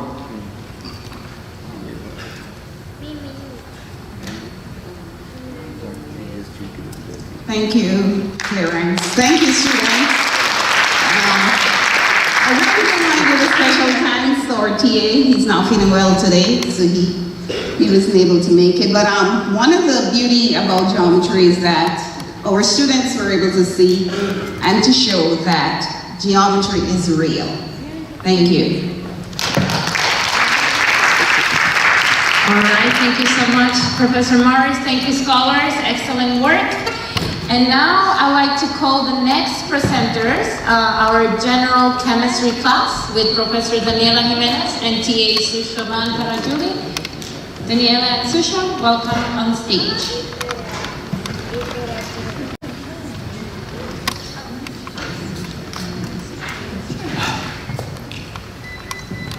Hi everyone, my name is Professor Daniela Jimenez, and I'd like to introduce my TAs, Sushaban Parajuli, and my lovely students. So I will first discuss a few of the outcomes. So my goal for general chemistry, because they take these courses mostly at school, I didn't want to make it like school. I wanted them to learn, of course, but I also wanted them to see the application behind it. So a few of the chapters that we talked about was how chemistry relates to all of our surroundings, looking at atoms and ions everywhere that we go, having them become aware of everything. Of course, chemistry involves a lot of mathematics, so I made sure to enhance those skills as well. And talking a little bit more about the more relevant concepts such as aqueous solutions, which we'll discuss more. Of course, I wanted to enhance this by making it fun, as I mentioned. This is one of our experiments that we did looking looking at sodium hydroxide and hydrochloric acid and having dry eyes, so they got to be in touch with all of these things. And with all of that said, we put it together and they were able to do their class project, which I'll start with Begamine. Good afternoon, my name is Big Yumai. I'm in 10th grade, so our class project focused on calorimetry, which uses elements from acids and bases and thermochemistry. Acids are substances that produce hydrogen ions, while bases are substances that accept hydrogen ions. Here, we wanted to understand what happens when we neutralize a strong base, this being sodium hydroxide, with a strong acid, this being hydrochloric acid. We knew by the chemical equation aqueous sodium hydroxide plus aqueous hydrochloric acid producing sodium chloride and H2O that a strong acid and a strong base neutralize together to form a salt dissolved in water. Good afternoon, everyone. My name is Ariana.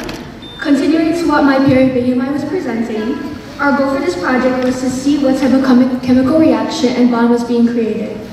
When we create bonds, such as salt for instance, we say that the reaction is exothermic because we release heat. Here we wanted to see if this was true for ourselves. We created 13 groups, the groups being the class and who were broken up into 2 groups and pairs. We say that the reaction, we neutralize with equal parts and concentrations of NaOH, which is sodium hydroxide, and HCl, which is hydrochloric acid. We recorded the temperature for each reactant and their pH. Then we mixed and recorded the solution temperature and pH together. Hi, I'm Ethan Davidson, and continuing on, since we had the initial temperature for both sodium hydroxide and hydrochloric acid, we were able to compare the solution temperature.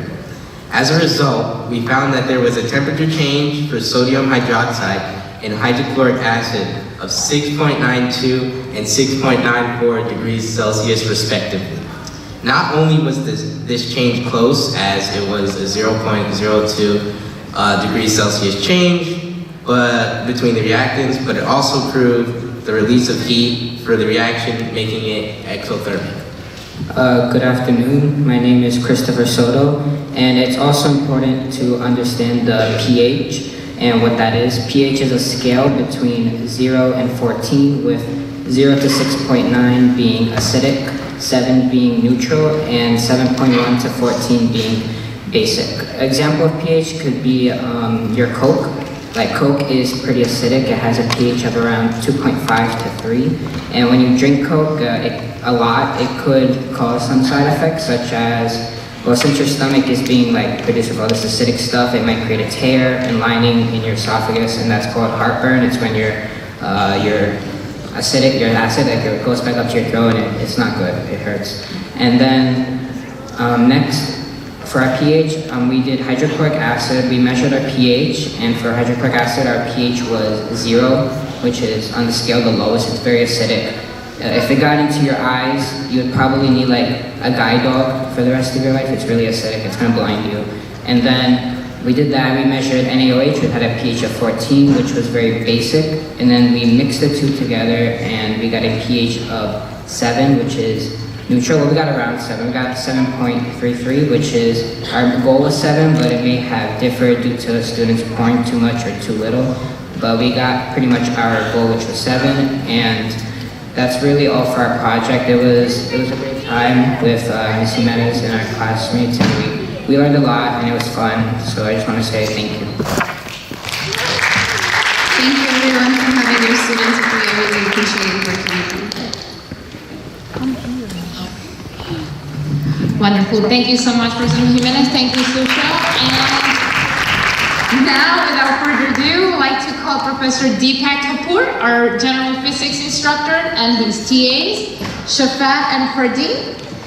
They have 3 projects to show: wind tunnel, Rob Goldberg machine, and the physics of sports. Thank you very much, Jennifer. I would like to welcome everybody here. Just to give you a little heads up of the class was run for like 10-12 weeks. And it was a very crunch of time, so we didn't have much of a time to work on any basic big project. So what they did, what they produced is actually on the last day of their class, which was, that is, they came up with the idea. I shared some ideas with them in their classroom, and then they come up with their idea. So the only thing that they have done besides that day before was deciding on their groups and deciding on their projects during one class. So whatever they have done for that in that 4 hours, that was remarkable, and I compliment them. They were there every Saturday, and it was really a good team. I have with me Shafat, a TA. Hello everybody, I'm Shafat, TA for physics. My friend Ferdinand, the other TA, is not here since he's sick, but I'm really proud of all of my physics students for giving all of their best to make their projects at the end. They all portrayed what they learned during the during the semester in one day and applied those concepts in building their projects. So we will look at their projects. So please have a round of applause for them. This is the first project that they build a wind tunnel. When they come up with this, that they want to do a wind tunnel, I was like, wow. Wind tunnel is something that, just to let you know, that if you want to build any hypersonic missiles or many big missiles, you need a wind tunnel, and it takes almost like 10 years to build it. But they did a prototype of that, and they was able to achieve some stuff into it within 4 hours of that, so I compliment for that. So without any delay, it's all yours, guys.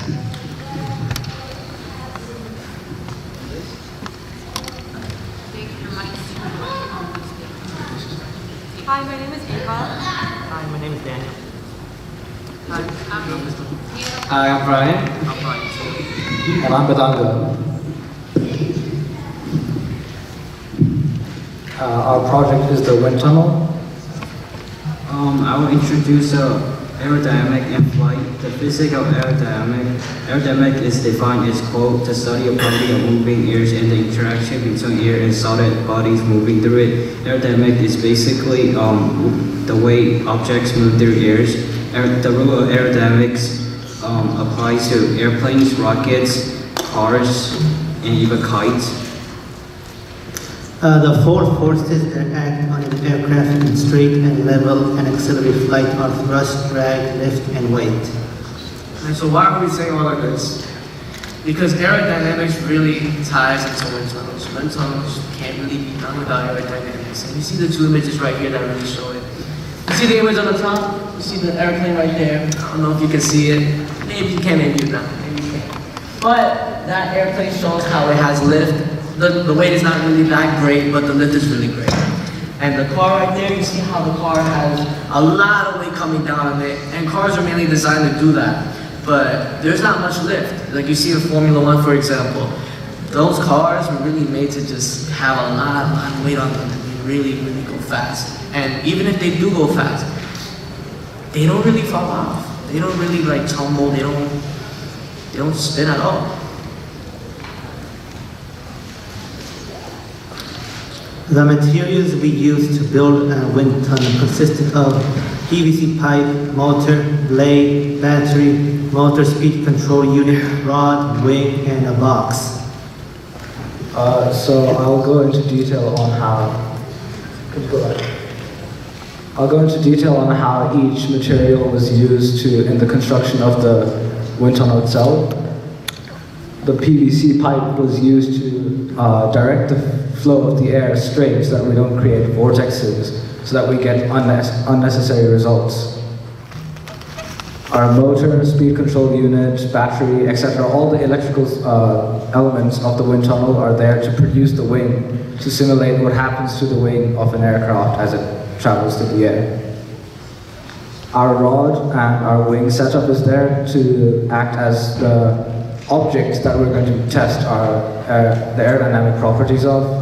The wing, as you can see, is curved upwards to create something called negative lift, which will be covered on later during the slideshow.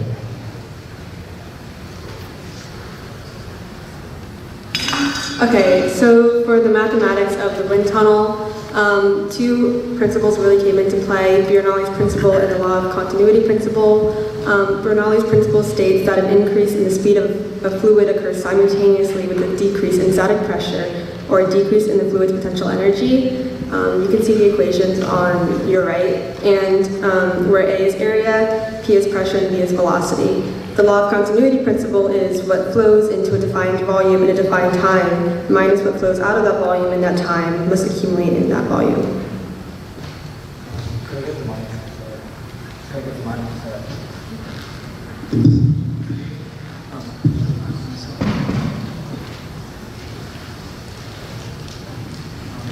So, to connect all the mathematics and the very beautiful science, if I may, to the actual wind tunnel, we can see that, so Bernoulli's principle in simple terms says that as the velocity or speed increases, the pressure of the fluid, in our case air, also as the velocity increases, the pressure decreases.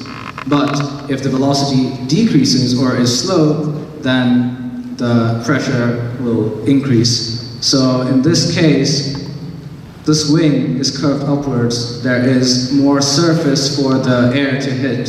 So that means the air will be slowed down there. There'll be a high pressure field. Underneath the wing, however, there is a low pressure field because the air can just cut through it like a knife. Therefore, the pressure difference between the high pressure field at the top and the low pressure field at the bottom create a phenomenon known as negative lift or downforce, which is used by sports cars, tournament cars, and maybe some commercial cars who have to go in high speeds and require them to grip to the ground with the help of tires and aerodynamic grip. However, if we were to make the wing upside down, that is, make it curve downwards, then that means we will have an area of high pressure at the bottom because the wing is curved downwards. So there will be more space, more area for the air to hit. There will be a low velocity, so high pressure, and low pressure at the top. I am repeating pressure many times, so I'm sorry about that. But simply, high pressure will increase the lift of the wing, therefore lift the wing itself up.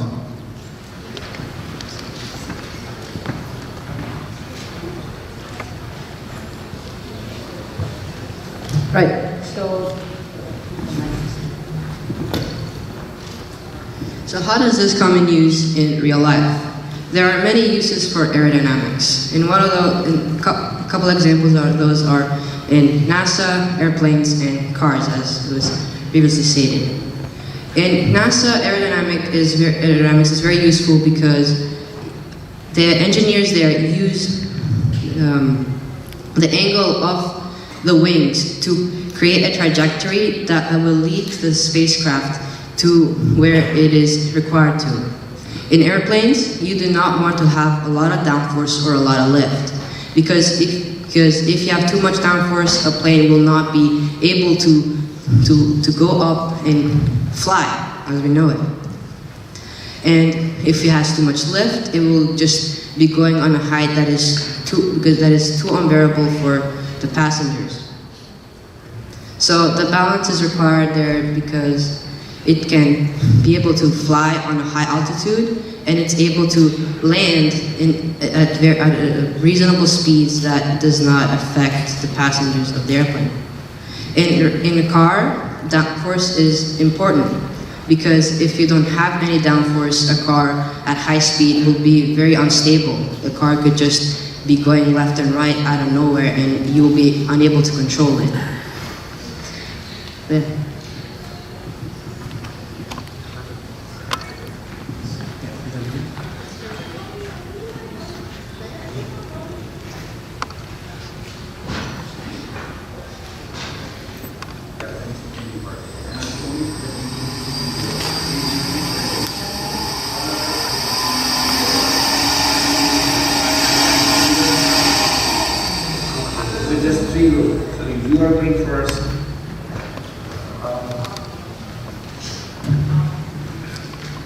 To explain what happened in the video stated, the white thing that you see is our styrofoam wing, and what we tried to test was using the wind tunnel to create a suitable environment. We increased the speed of the wind, and our hope was that thanks to the curvature of the wing, we will be able to create lift. However, you could see that only the left side was able to actually go up, whereas the right side stayed stable, which is actually not what we want because we need both sides of the wing to go up if we want, let's say, an aircraft that's attached to the wings to go up. We can put the underwhelming response of the wing to our inexperience in wing construction because wing construction requires a lot of experience on knowing the materials, knowing the angles at what the curvature will create the perfect amount of lift, etc. So overall, we can say that this was a very successful presentation and a successful project because we created what, as Mr. Kapoor said, we created a prototype of one of the most important machines, one of the most important tools that is used by sports car companies and the military to create aerodynamically dependent vehicles and such. Thank you.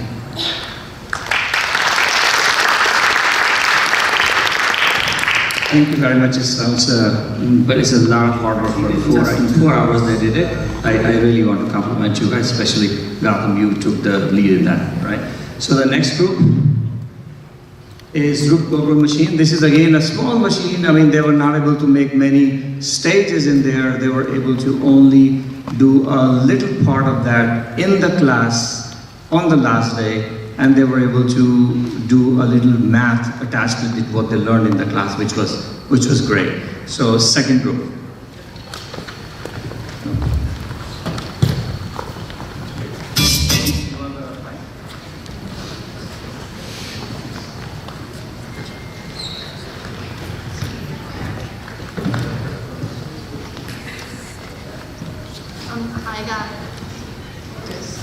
Hi guys. I'm Mahabuba. I'm Kara Floyd. We had 3 other group members, but they couldn't make it. So for this, our group worked on the Rube Goldberg machine, which is basically a chain reaction type machine, intentionally designed to perform a simple objective in a complicated way. During the last 2 classes, we brainstormed our ideas together and came up with the Rube Goldberg machine. On the last day of class, we built the machine and finalized everything in a day. So the machine's purpose is to knock down a card castle. And as for the materials, we used paper rolls, steel marble, tape, cards, wooden blocks, and domino blocks. All these materials were brought from home and reused. Nothing was bought. And some of the concepts we discussed are projectile motion, inclined plane, gravitational potential energy, kinetic energy, and friction. And before our video starts,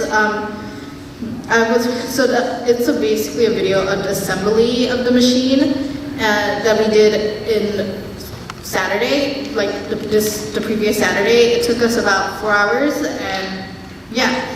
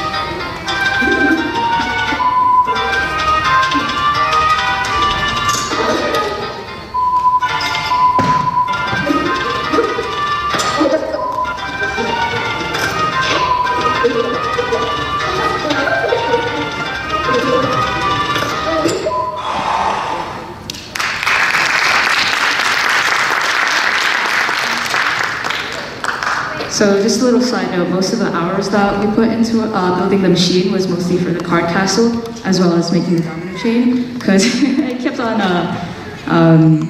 collapsing. So anyways, for the first part of the Rube Goldberg machine, we basically created a paper roll slide. So we used paper rolls, so Mahabuba bought these paper rolls from her house, and then we cut it into a slide. We also used the wooden blocks in order to elevate the slide for the momentum, as well as tape in order to secure the slide. So for the first concept, which is the inclined plane, this is where we drop the marble down the paper roll slide, and we wanted to find the acceleration, or basically how fast the marble would go down the paper roll slide. So as you can see on your left, where you can kind of see like a almost like a Cartesian plane graph. Basically, the first thing that I wanted to find was the mass of the steel ball. But since we only worked on this project for one day, we didn't have a scale nor a vernier caliper to measure the diameter. So what I basically did was I used the density equation triangle right up there. And then I measured the diameter in a crude way by using a pencil and a paper in order to find the diameter. And then after I found the volume of the steel marble, I basically multiplied that by the density equation in order to find the mass, which is around 0.02818 kilograms. For an inclined plane problem, the most important part is basically the angle. In order to find the angle, I had to measure the height as well as the length of the hypotenuse that the inclined angle would make. And then after that, I basically used trigonometry to find the angle. So by using sine, cosine, and tangent, I took the answers from these and then calculated the average in order to find the angle, which is around 27.17 degrees. After that, since we know that an inclined plane is basically Newton's second law, and the equation is the net force, which is equal to mass times acceleration, I converted this equation in order to find the acceleration, and the final equation would be acceleration is equal to gravity times sine of theta minus gravity times the cosine of theta, and then I got the acceleration to be 0.54 meters per second squared. For the second physics concept, which is projectile motion, this is the part where the ball actually rolls out from the paper roll slide and then hits the domino chain. So basically, this is like a simple projectile motion problem, excuse me. In order to find where to put the domino chain, I had to find the distance in the x-axis. So in order to do that, I basically used the Pythagorean theorem. A squared plus b squared is equal to c squared. And in order to do that, I had to measure the height as well as the hypotenuse of where it would kind of land, I guess you could say. And then I got the distance to be around half of a meter. We also wanted to find the velocity as well as the time that it would take in order to hit the domino chain. So for projectile motion, there's basically two parts. There's the vertical velocity as well as the horizontal velocity. The horizontal velocity is basically just distance times time, and you get speed. A simple middle school equation. As for the vertical velocity, we basically used distance, which is equal to the initial velocity times time, plus 1/2 acceleration times the time squared. Since it's basically a free fall equation, we would get rid of initial velocity times time, which would leave us with 1/2 times acceleration times time squared. And then plug in those numbers and you would get the time to be around 0.327 seconds.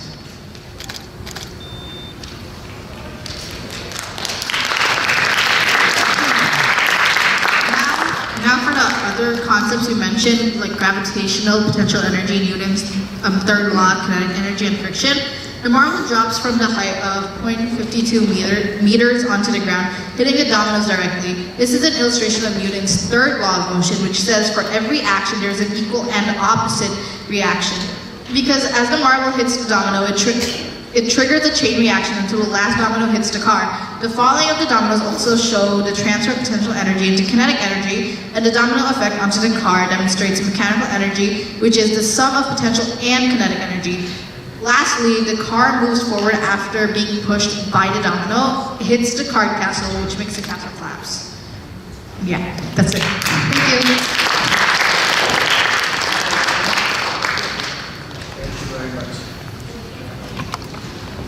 Thank you very much. The last one is by Victoria Sam, and she is a sports person, and then she has connected what she learned in the physics class with what sports she does.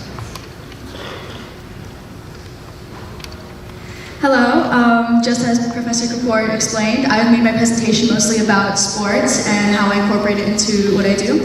So what does physics have to do with sports? Well, we know that there are several sports out there, but what I think we don't stop to consider more often is the physics of it. So there are many different physics concepts that come with every single sport, and the sport that I chose to do primarily is swimming. Now, what is required for swimming? Well, you need speed, a strong start, you need to maintain energy throughout, you need a streamline formation, you need to stay near the surface, you need to reduce friction in water, and you need a further start. In physics, what does this all mean? All of this is basically translated to this in physics. Now, why is this important to me? The reason for why this is so valuable is because I have a coach that told me to do all kinds of motions, techniques, and adjustments to help me swim better and faster, but I never really understood why his suggestions worked until I really decided to delve into physics here at this institute. Physics is in large part motion and forces, and if it weren't for me understanding the physics of swimming and the behaviors of matter and energy, I don't think I would have been able to continue the sport. So, in the next few slides, I dissected physics concepts that swimmers use, often without knowing, and I'll explain why they are so used frequently. So how does it work? So, starting off with velocity, which is the change in distance over the change in time, you need to speed up at both turns and finishes, and you need to maintain constant speed in laps. For momentum, you need the for momentum, which is the force created by mass and motion, you need force from both dives and turns, which is created by your mass and the velocity at which you go at. Next, on to conservation of energy, which is energy equal to energy of motion plus energy stored, as well as energy before is equal to energy after. You need more energy during finishes, you need to use energy on turns, and you need to save energy also on the last few laps. For aerodynamics, for the definition, it's the way that things interact and move while remaining in motion in the air. So you need to keep your body straight, compact, you need a tight swimsuit, and you need to keep your fingers together to not let water permeate through them. Next, on to buoyancy, which is the upward force from fluids that cancels out the weight of a body. Your weight is basically supported by water. So you also rest above the water and surface because of buoyancy, and you also have to float up after diving, as well as floating up from a turn. Next, on to buoyancy, which is the upward, Next, on to drag, which is a slowing force that opposes the movement of a body. When there's, you can experience this when there's holes in your form, when water's dragging on a loose swimsuit, or when water's pushing back on you. Basically, all these forces would slow you down in the water. Next, onto angle, which is the final one. It's the space that can be measured between two lines in degrees. So an ideal landing angle would be 45 degrees. You need, your swim block needs to be raised about up to 10 degrees. Your back foot needs to be placed about 90 degrees against the block. You need to jump 0 degrees relative to the block, and you need to have a balance between air and swim time as shown here. So the force of gravity created while diving into the water also has to mean that you are diving deeper, and you need to kind of level that out. So instead of doing what I did when I was 10, you need to start doing more of what I'm doing now. Nice indeed.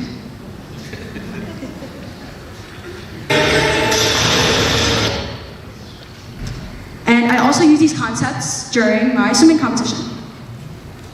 So as you can see, I use the block fence level at about 10 degrees from a straight level. I try to dive 0 degrees relative to the block, and as you can see, I'm trying to keep a streamline formation as I'm trying to do my dive. And that is it. Thank you.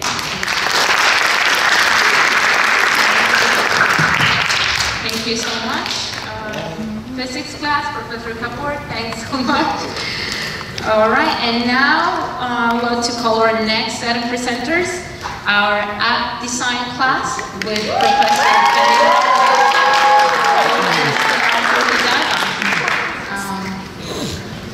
change roles with Janilda because she is the instructor also for app design. Arthur, Janet.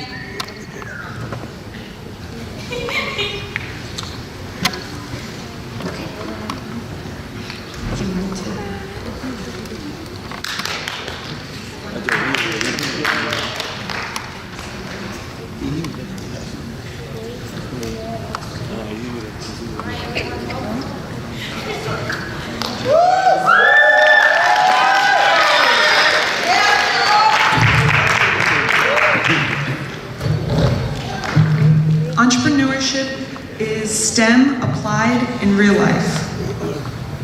Science, technology, engineering, and math.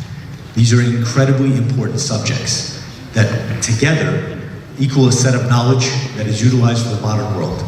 But in order to utilize it, knowledge must be turned into action.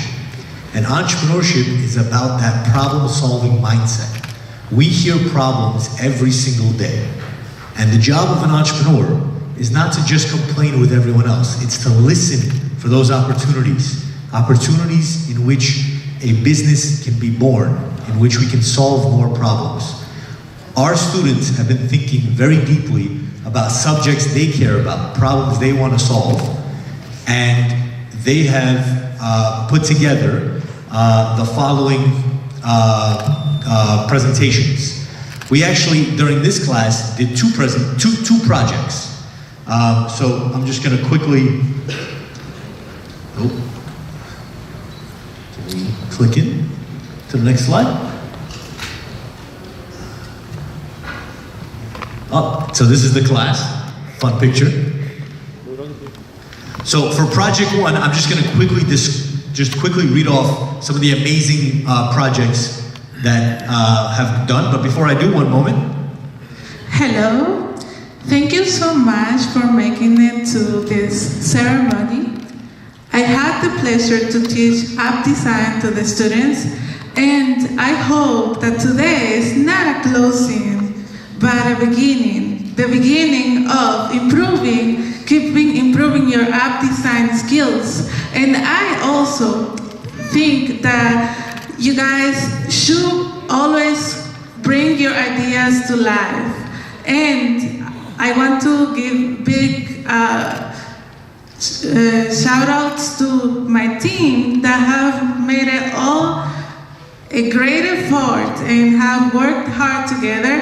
But also, I want to really thank my students that have made it through, have made it to this day. And I think you guys did an amazing work in such little time now.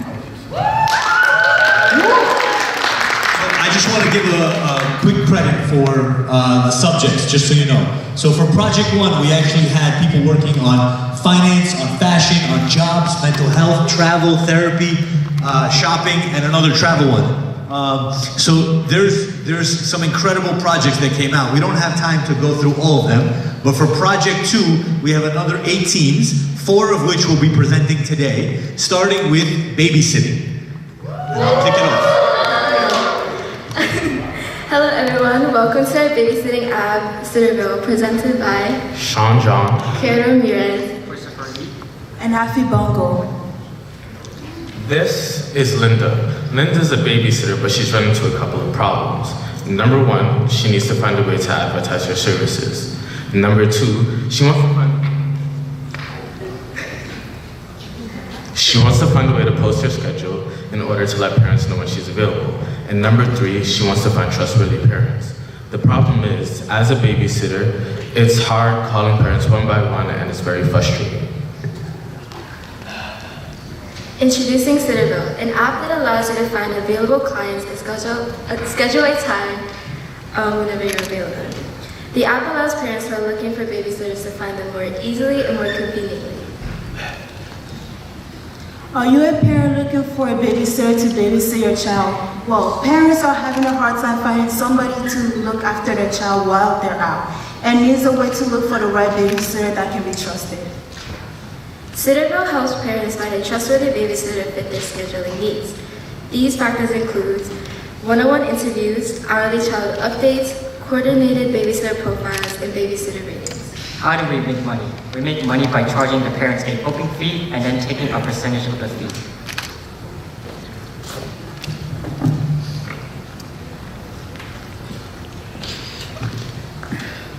Okay, when you download our app, you'll first see the first screen that asks you to become a babysitter. And on the next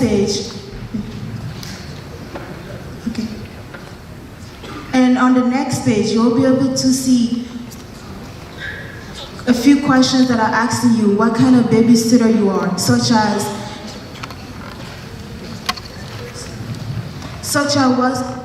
what age range of children you babysit, and if you had any past experience. On the next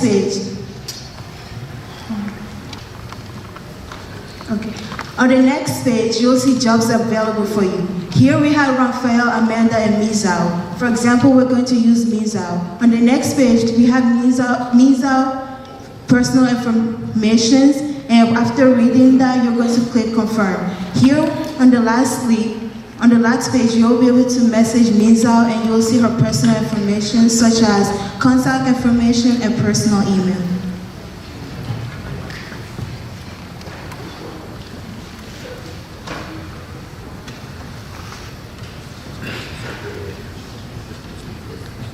In order to find a babysitter, you press on the bottom option.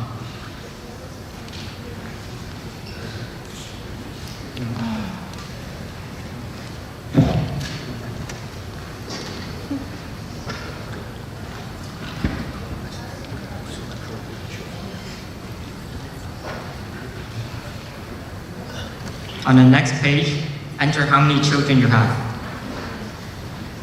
And then on the very next page, you enter information about your child. For example, how old they are, if they have any allergies, then select the age preference for your babysitter. Next, you choose the date for your babysitter to come, and you also enter a time slot. Once you're finished, press confirm. It will give you a list of babysitters to choose from. For this example, we'll use Angie. Then on the next page, it gives you some more information about your babysitter, and you can book. Then it takes you to the checkout page where you can enter your credit card information. Once you're finished, go to the next page. Finally, you can message your babysitter. That was our app, and thank you for listening.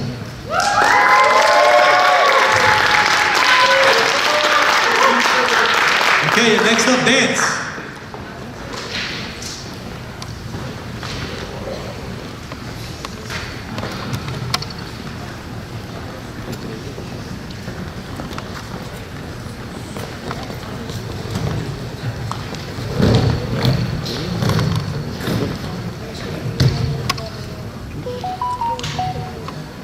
So this is our team, our dance team. My name is Daniel.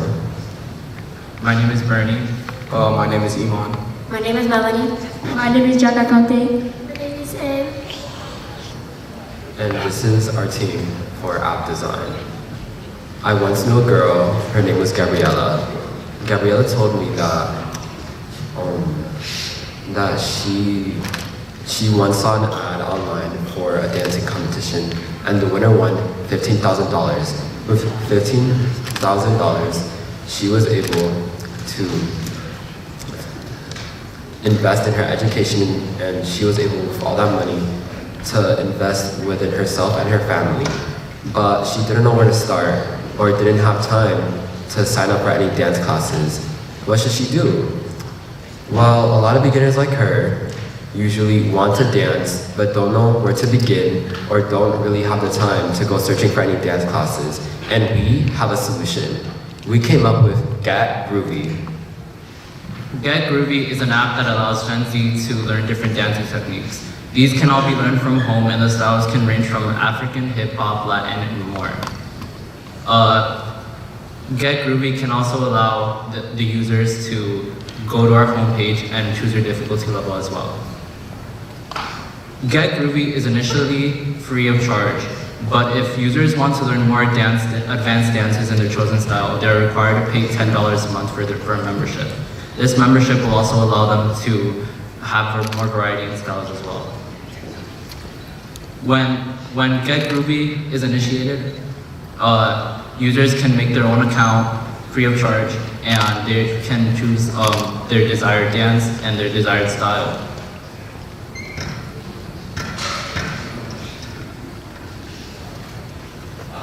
So when they make their account, they can, after they make their account, they can select their chosen style: African, Latin, dance, hip hop, K-pop. There's a lot of variety, but as soon as they pick their chosen style, they can pick a song, and they will learn the steps from that song with a video. Thank you.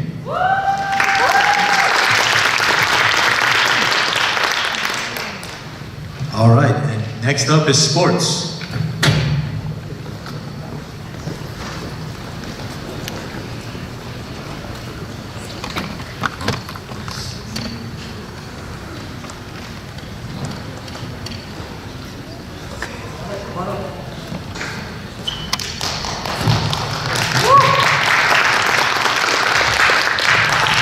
Hi, my name is Tudor. Chuck. Hi, my name is Mariam. And our app is Sportster. So I will begin this presentation by talking about a story about my friend Jimmy. Jimmy has many tabs open and many apps open, and he is always searching for statistics about his favorite sports. Having many tabs open in apps, it takes him a lot of time to switch through and find the exact information. But it would be nice to have one place to see all of this. The problem is that sports fan needs to download too many apps just so they can access features they want from a sports app. They download all these unnecessary sports apps that hold up storage just to get something that they like. Our app, on the other hand, has all of these features that a sports fan wants from a sports app. It allows for up-to-date game scores, player statistics, and sports news. It has fan-friendly sports and also merchandise and tickets that are affordable and easy to get. And finally, it has a sports chat that allows fans to talk to other fans about the exciting game they watch. It allows them to find someone that is interested in what they love, and it's a great feeling for any sports goers. We will be making money by getting a certain percentage of sales on merchandises and tickets. There will also be a premium features if people are willing to pay for it, and other additions. We will also be making money from subtle ads that do not disturb a user's experience. And now we're gonna show a quick demo of the app. Right, so as you can see, the user is now clicking through a few of the features on the app. These are just a few of the features, but as you can see, you can open news for specific sports. So whatever, if you like soccer, football, tennis, you could see stats and news for each of those apps. You can also see highlights, so that will redirect to a YouTube page where you can watch the highlights of that week on the app. And yeah, the rest of the video is clicking through the buttons, seeing all the highlights, and yeah, that is our app. Thank you. All right, next up, PC Building.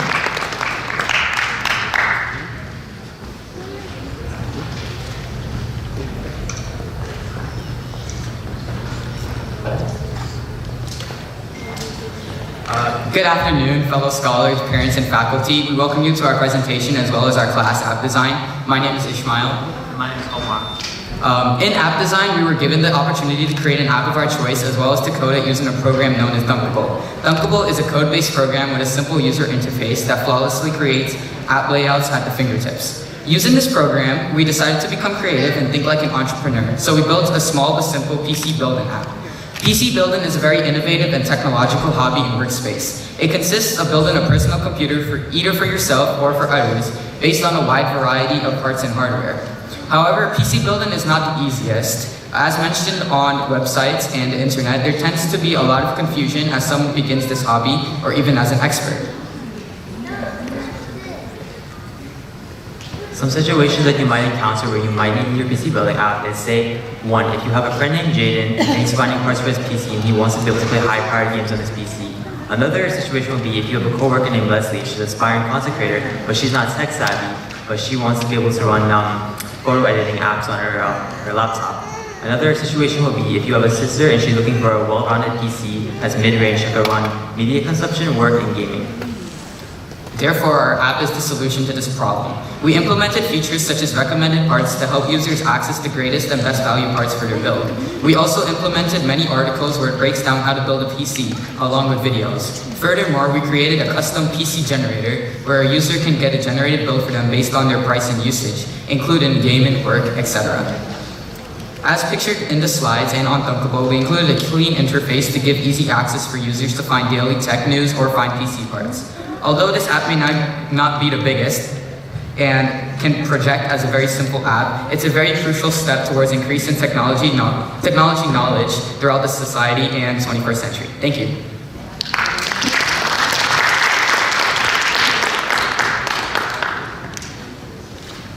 Okay, so we have a little demo of our app as well that we screen recorded. So this is the start screen. You just press start and enter your name. So we're just gonna do that very quickly. And when you're done pressing your name, it's gonna take you to a very clean interface with the latest news of the month or week. And if you go to that slide, you can see recommended parts and the latest parts. So for example, we have the Intel line, we have GTX graphics cards, and we have a case which you can use. After that, we're gonna go back to the home screen once it loads. And we can go to PC builds or PC generator. And the PC generator, once it loads, it should generate a PC build custom for you. It's loaded.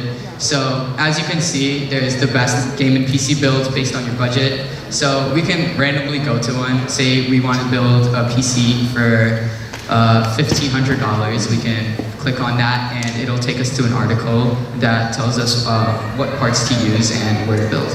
So yeah, that's kind of it. Thank you.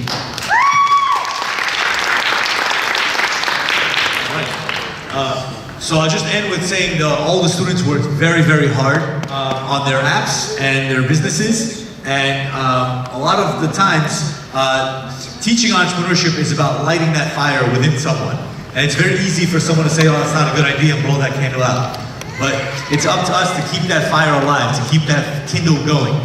So I encourage all the parents to keep that mindset going for your child and to keep entrepreneurship alive past this course. But thank you all for the opportunity, and I move on to the next group. Thank you. Thank you so much. And now I am pleased to present the last project, which is our rocketry class.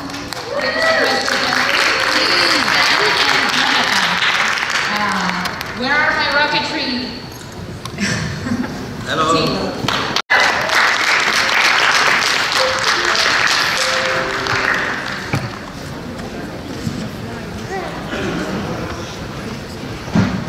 Okay, so we are putting on the last flash drive because they made changes like a minute ago. So we want to make sure.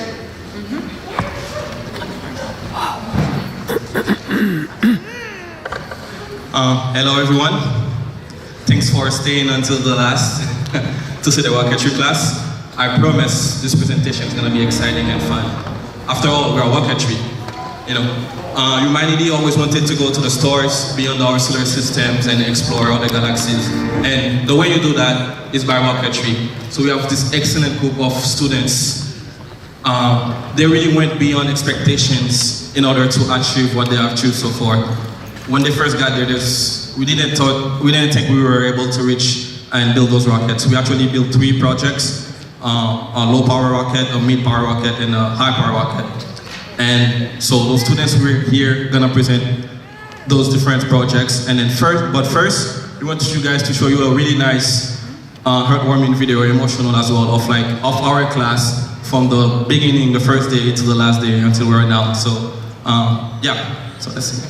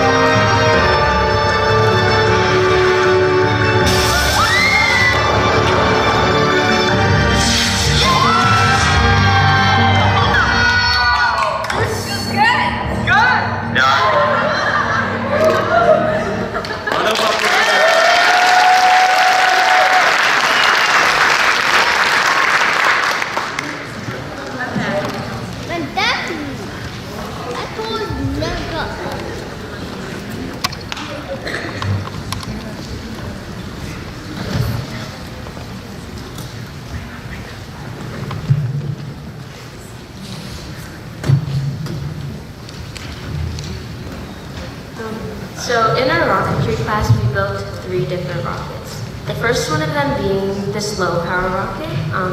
Today we will go over how we built it, how we launched them, and what we learned. I'm Anushka, and I'm a sophomore. I'm Alejandro, and I'm a senior. I'm Yiga, and I'm a sophomore. I'm Christina, and I'm a junior. I'm Isabella, and I'm a senior. I'm Belen, and I'm a junior.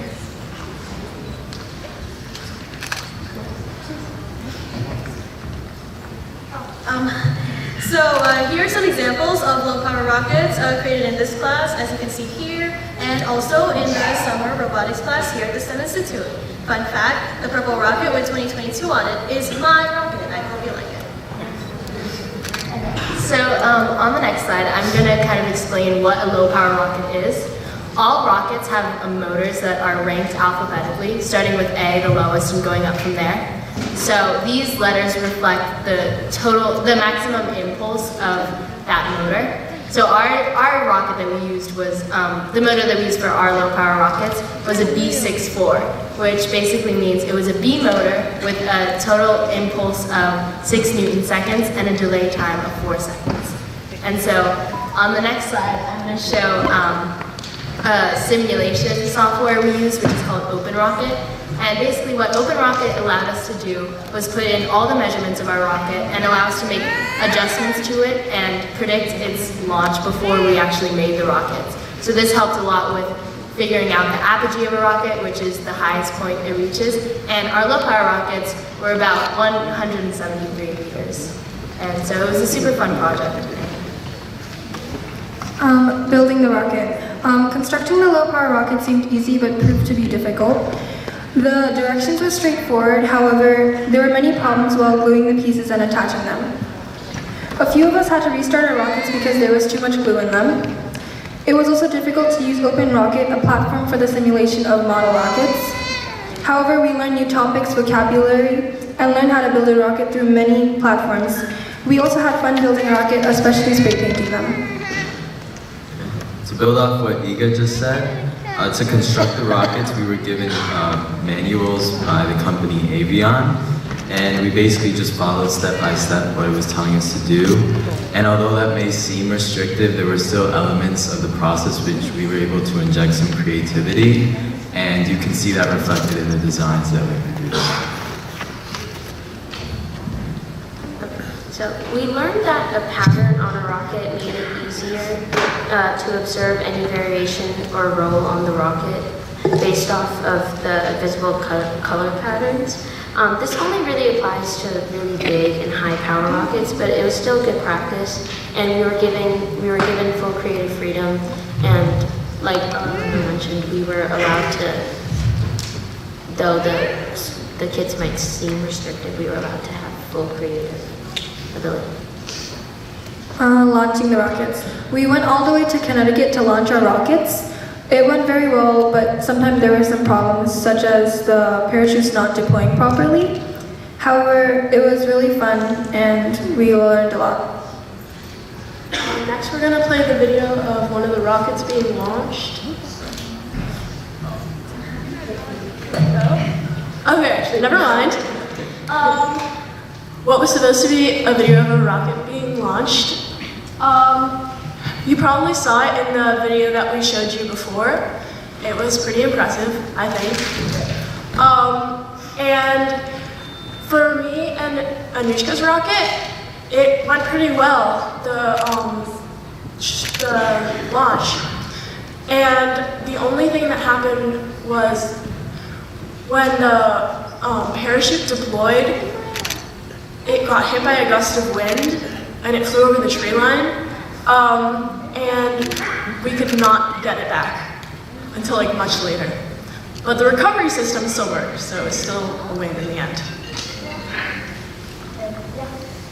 So I'm going to build on to what Belen said about the recovery system. And so not only that we had to launch them, but we had to find those rockets afterwards. And as a rocket lands, it breaks apart and the parachute comes out.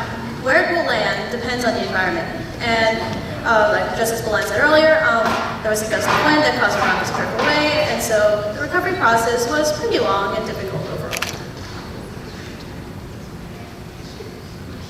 And yeah, that's all we have for you, but thank you so much.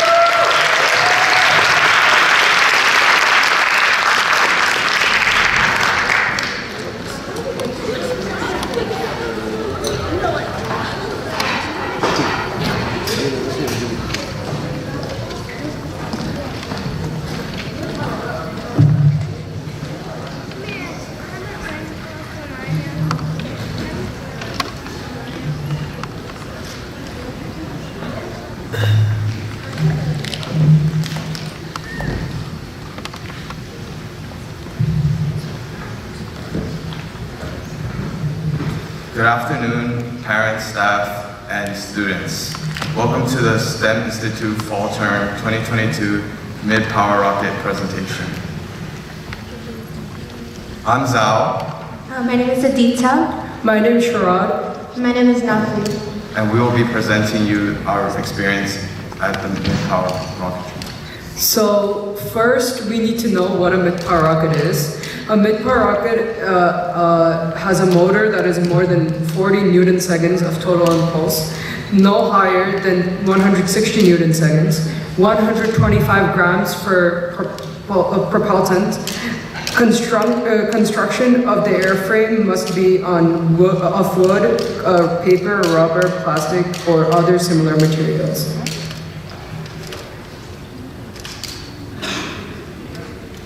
Okay, so I'm going to explain to you guys how we built our rocket and basically prepared it for flight. So in building our rocket, we attached the motor retainer, which basically like secures the motor so it doesn't fall out of place. And then we put into the rocket body by drilling holes with screws. And then we use the rail buttons, which basically guides the rocket off the pad. And because the purpose of the fin is to provide the rocket with stability, we attach the fin connectors and we use 3 fins. And then we had a recovery system where we use a shock cord to also hold the parts of the rocket together. The first time we launched our rocket, it actually failed. It was because it was stuck to the rail due to irregularities in the lunch lug and also lunch lug buttons, and also because of the cold weather. This is why we replaced one of the rail buttons and screwed it in a little loosely. And when we put the rocket on the rail, we kind of made it go back and forth, like making sure it wasn't stuck the second time. And the trajectory of that launch, we also replaced the motor, and then the trajectory of that launch was pretty good. So these are some photos that we took at the Kato Launch Center where we launched our mid-power rockets. We would like to give a special thanks to the STEM Institute staff, John Luke, Jonathan, and Kano for giving us this opportunity to launch, and especially the staff that helped us at the Kato field in Connecticut. Thank you for listening to us.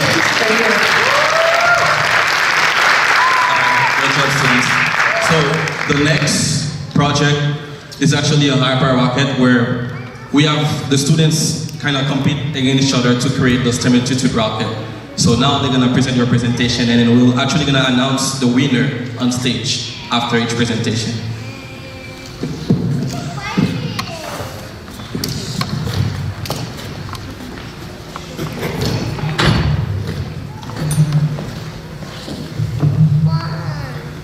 Good afternoon, everyone. So this is Team Voyagers, and today we are presenting you the project for STEM Institute 2022 Fall Session Rocketry class, and the name of our rocket is Beyond. Before we straight jump into the concept of how the rocket goes on and how it flies, we just get some basic of rocketry. So rocketry is the branch of science that deals with rockets and rocket propulsion.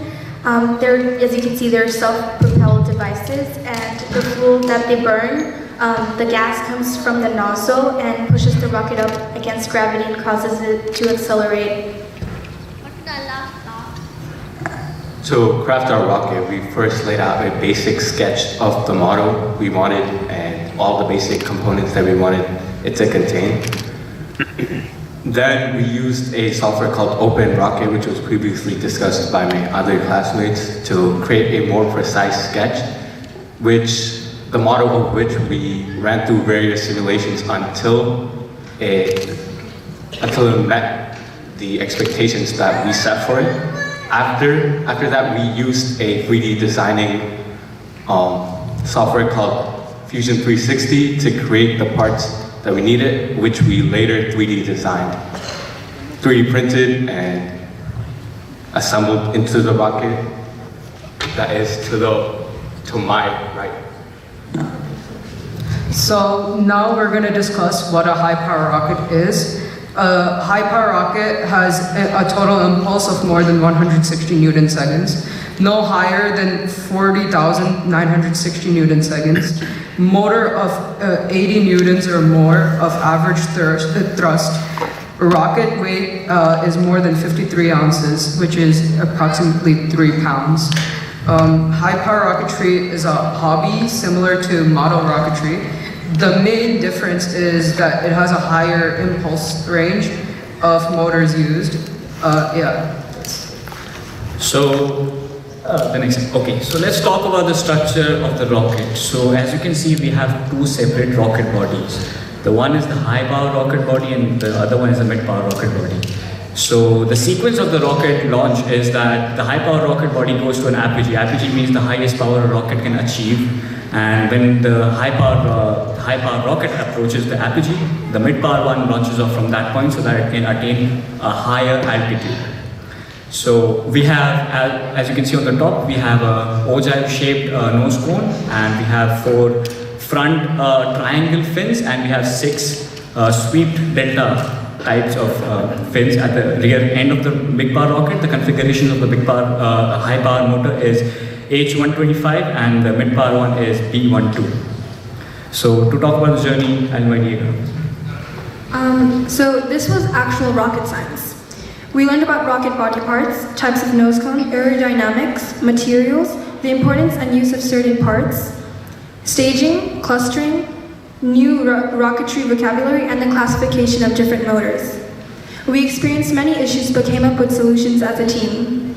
We built rockets from scratch, crafting our own rocket body parts, and assembling and decorating them. During this class, we made many friends, networked, and learned new things. It was truly fun and memorable. And here are some pictures of our work. Next slide, please. And this is the final. Can you take to the last slide? Oh, so this is the picture of the rocket, as you can see here. And the last slide. The last slide. All right. So I'd say, at the end, I'd say that making this rocket was next to impossible without teachers, great teachers like Kano, Jonathan, and Jean-Luc. And I'd say they helped us in every stage of making a rocket and guided us through every problem that we encountered during the process. And it was really the hard work of the teachers and the students that made it possible for us to present the rocket here today. And I'd also say, I'd also thank CCNY STEM Institute staff for providing us this wonderful opportunity of getting in a journey of curiosity, creativity, and learning. Thank you so much. Thank you.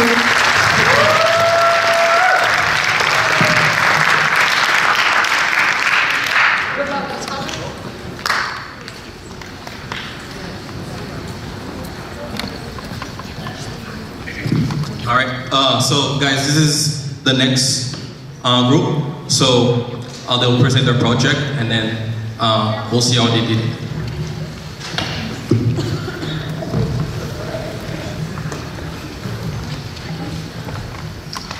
Good afternoon. We are the STEM Roots. I would like to take this moment to thank everyone that devoted the time and space into making this day come true. Hi, I'm Excel. I'm Brenda. I'm Priscilla. I'm Tamaris. I'm Anthony. And hi, my name is Nexel.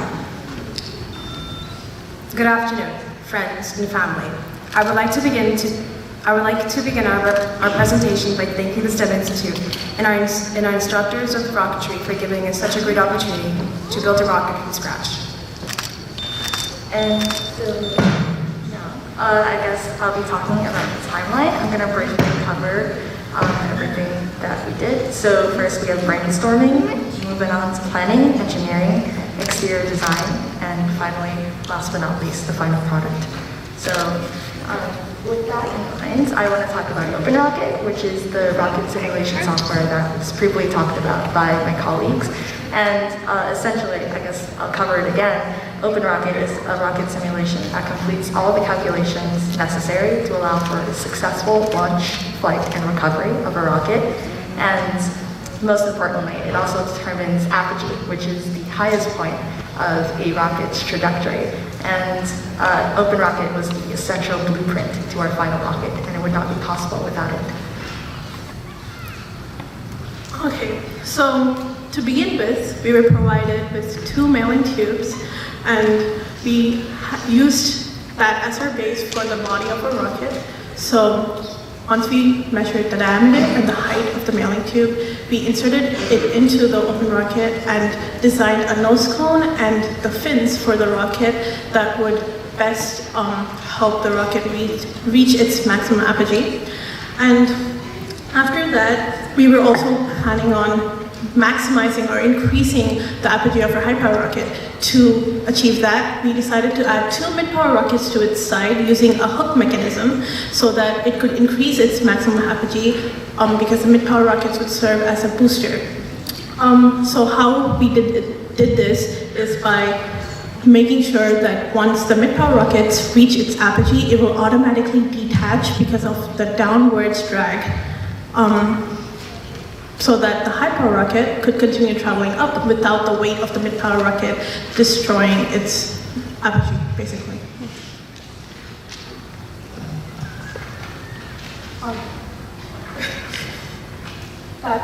That's basically our open rocket that we used to demonstrate that.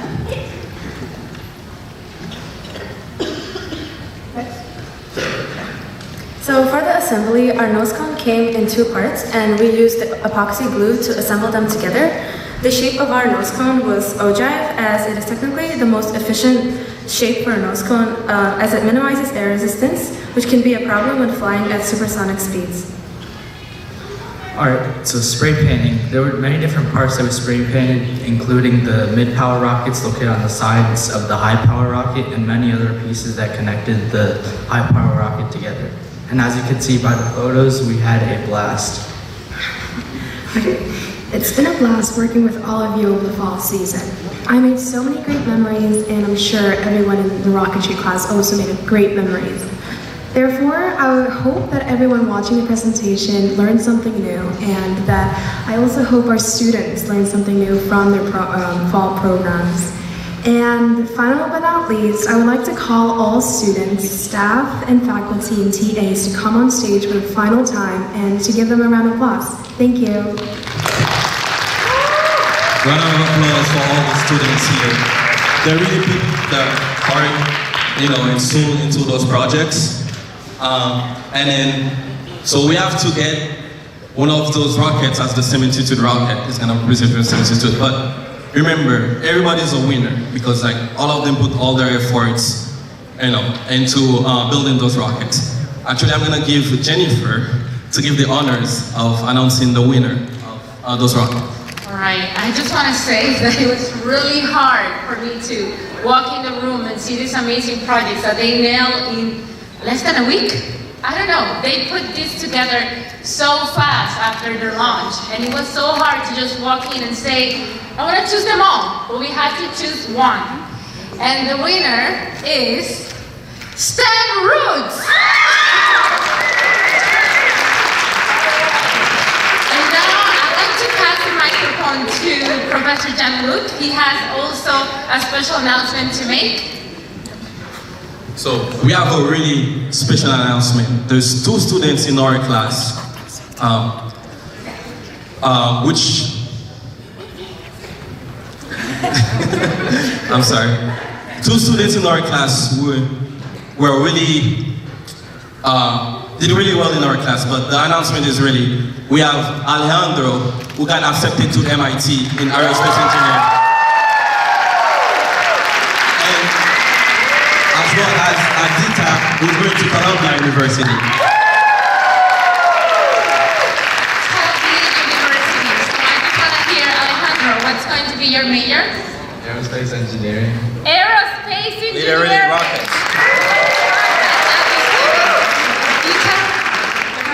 Mechanical engineering.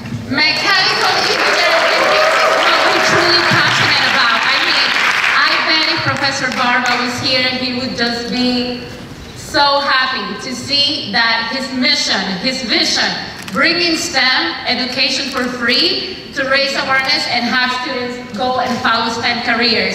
Congratulations to you both. And I mean, this was a great wrap-up. This is the first time, the second time the STEM Institute is running a rocketry class, and we plan to continue this vision. Thank you, Jean-Luc, for everything.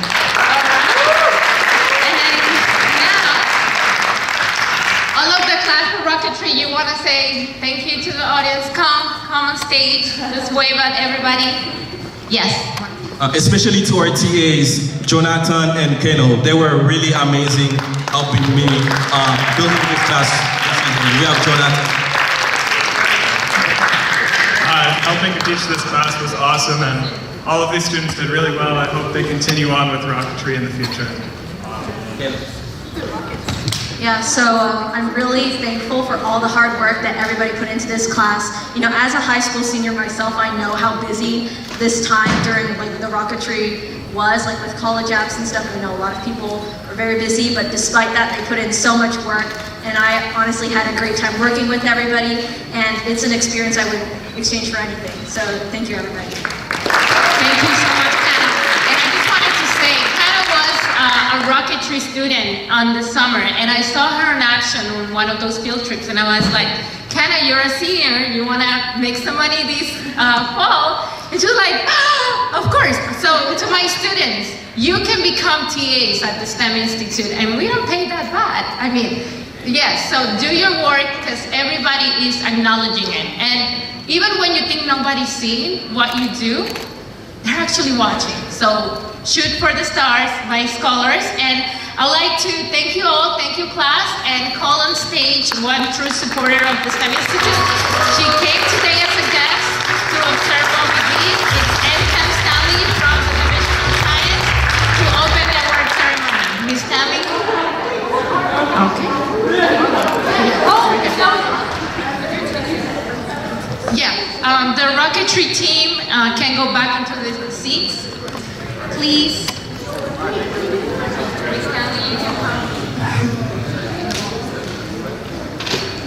Hello everyone, thank you Jennifer. I had a blast. I am so happy and proud of what I saw today. As somebody with a science background, I say you guys are all on your way. You blew my mind. You know, you went above and beyond. And I encourage you to keep doing what you are doing. The 6th grade, the 7th grade, the 8th grades, you guys are amazing. You guys are on the right track. Whatever you do, keep doing it. Math will take you very far. Don't think, oh, what am I going to do with the math?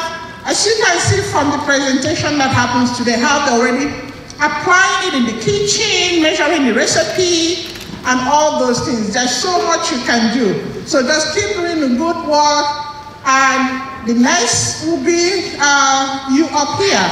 So I encourage you guys to come back to City College STEM Institute. It's an amazing, you have amazing support, amazing team. So keep up the good work, and we look forward to hopefully see some of you here as CCNY students. We do have amazing majors. The architecture is one of the top. The School of Engineering, World School of Engineering, which is where the STEM institution is housed, have amazing majors that you can major in. And also we have the Zone Center. I already see you guys already thinking as entrepreneurs, which is where the world is moving right now. We have the Zone Center where you can really make money with your ideas and put it into action and work. So please keep up. No idea is too small or doesn't make sense.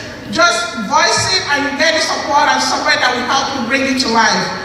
Congratulations everyone, and to the parents, the students, they need their support. You're already doing good, keep doing the work, giving them the time and the support, and you will have like inventors here, you will have big educators and engineers, everything. I can see every one of these, and then look at the performance that we have today. Who knows? Right? So there's so many things that you can do in your kids, and all they need is the support. And then the staff and also do the rest. Thank you so much for coming.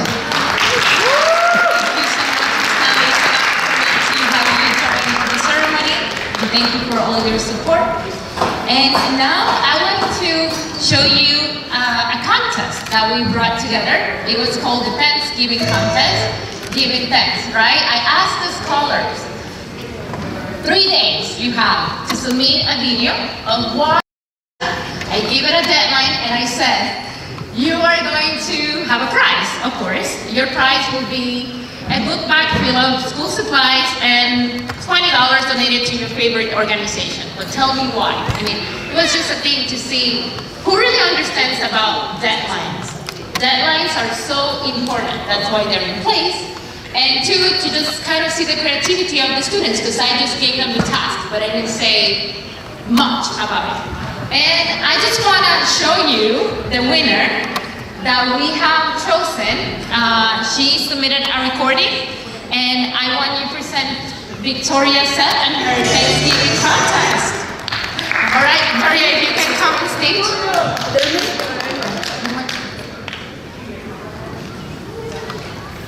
Hello everyone, my name is Victoria.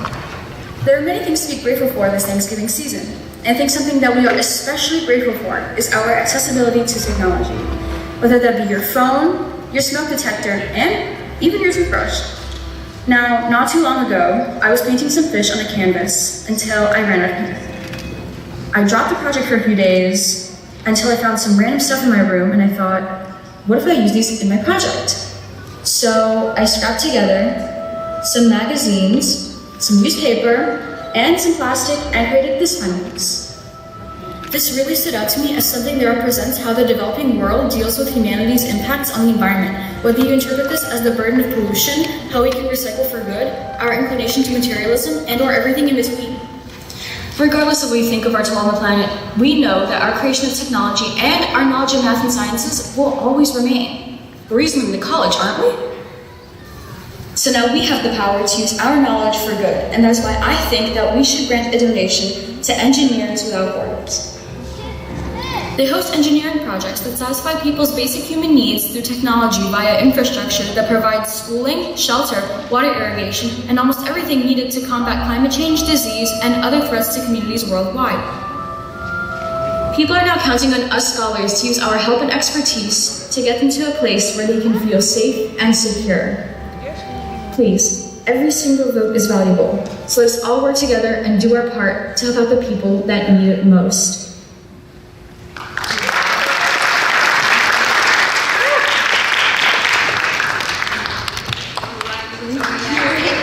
Thank you so much. Thank you. And I just wanted you to say to the audience, who will you be donating the $20 for? So I was thinking of Engineers Without Borders. Basically, they're an organization that has volunteers go around the world and just work on developments such as architecture, whether that be like irrigation or anything to do with schooling, shelters, stuff like that. So that really meant a lot to me considering I want to get into engineering. So yeah.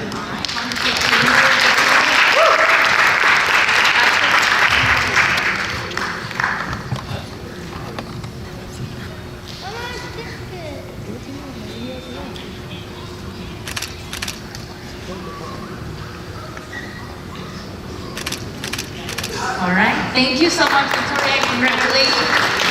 And now the time everybody has been waiting for, the award ceremony. So we will skip the middle schoolers because we already did, and we're tight on the schedule. So, all right, you will start with the geometry. And I would like to call on stage Ms. Leslie Morris. So Ms. Leslie. Oh, you're going too fast.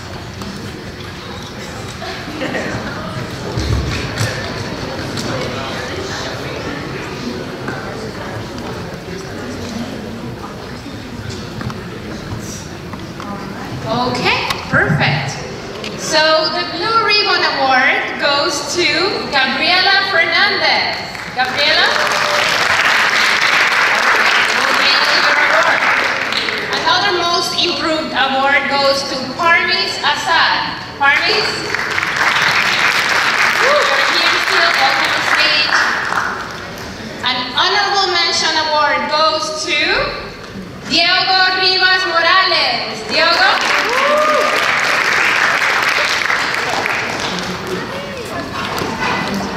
You can stay here. Another Honorable Mention Award for Geometry goes to Maran Mohamed.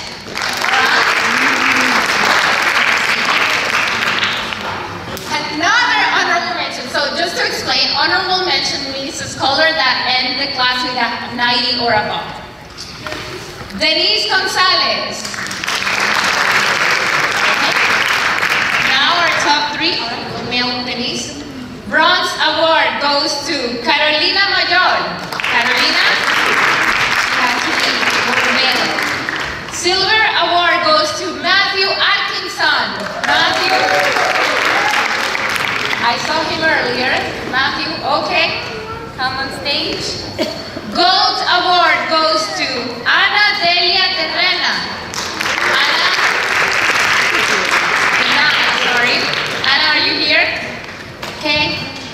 An exemplary award, which is the highest award given at the Institute, goes to Emily Camilo.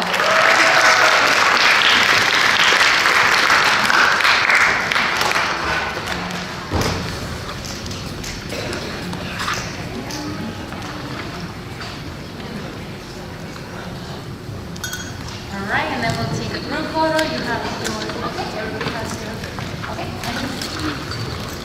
Now we'll take the center. Okay, for the photographer.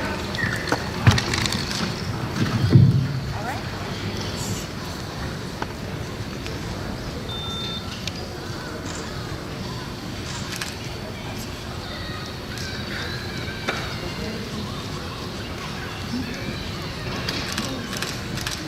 Okay, thank you so much. And now our next class is the general chemistry class with Professor Daniela. And here's your box. You might want to put your award here. Emily, that, yeah, this is a little heavy. All right, Daniela, great. All right, and we have a most improved award and the blue ribbon. That goes to Ruth Vieri. Ruth?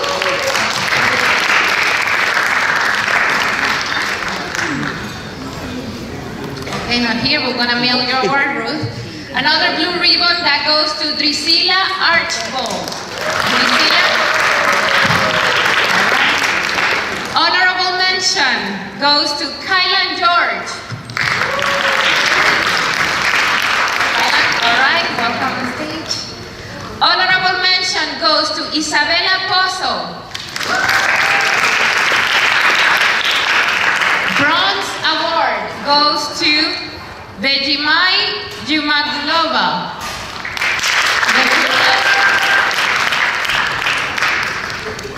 Silver award goes to Lisbeth Ordonez.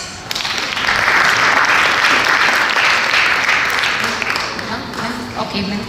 Gold award goes to Valentin Gao. Exemplary award goes to Christopher Soto.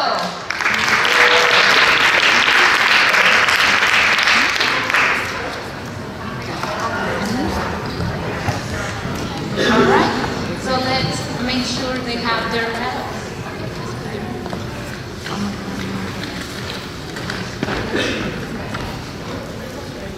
Come in here, guys.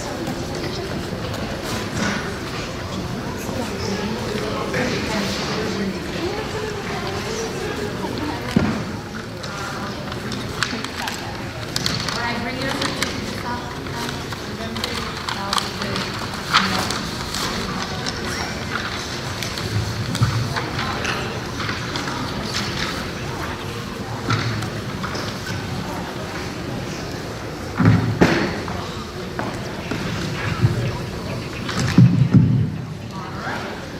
All right, guys, smile to the camera.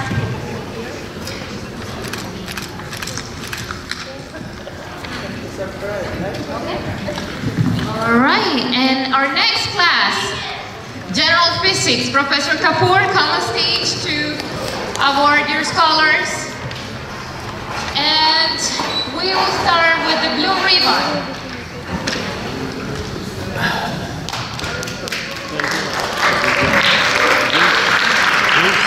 All right, blue ribbon, most improved. That goes to Brian Chen.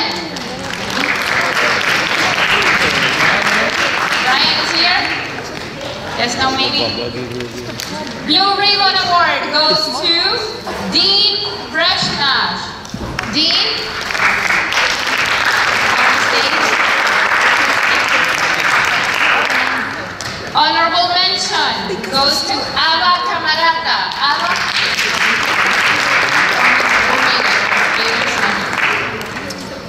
Honorable mention goes to Brian Lima.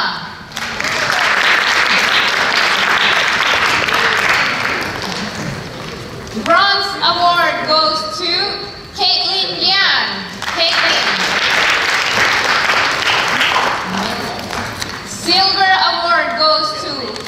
Daniel Sukushinai. Thank you. Yeah, he's coming. Gold award goes to Vedanga Gautam.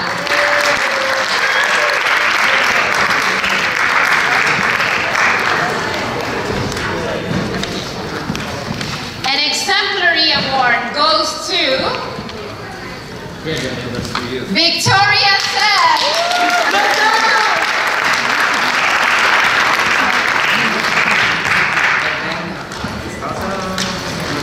I know.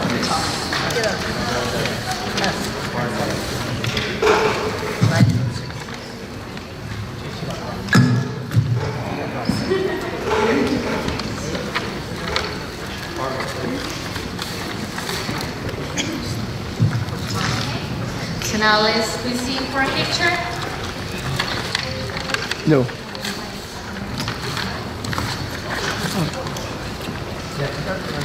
All right, I everybody. want that. All right.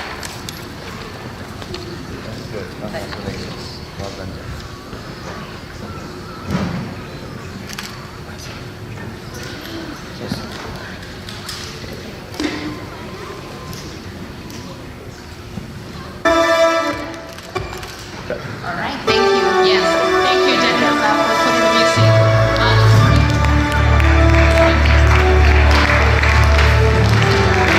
Okay, in our next class, App Design.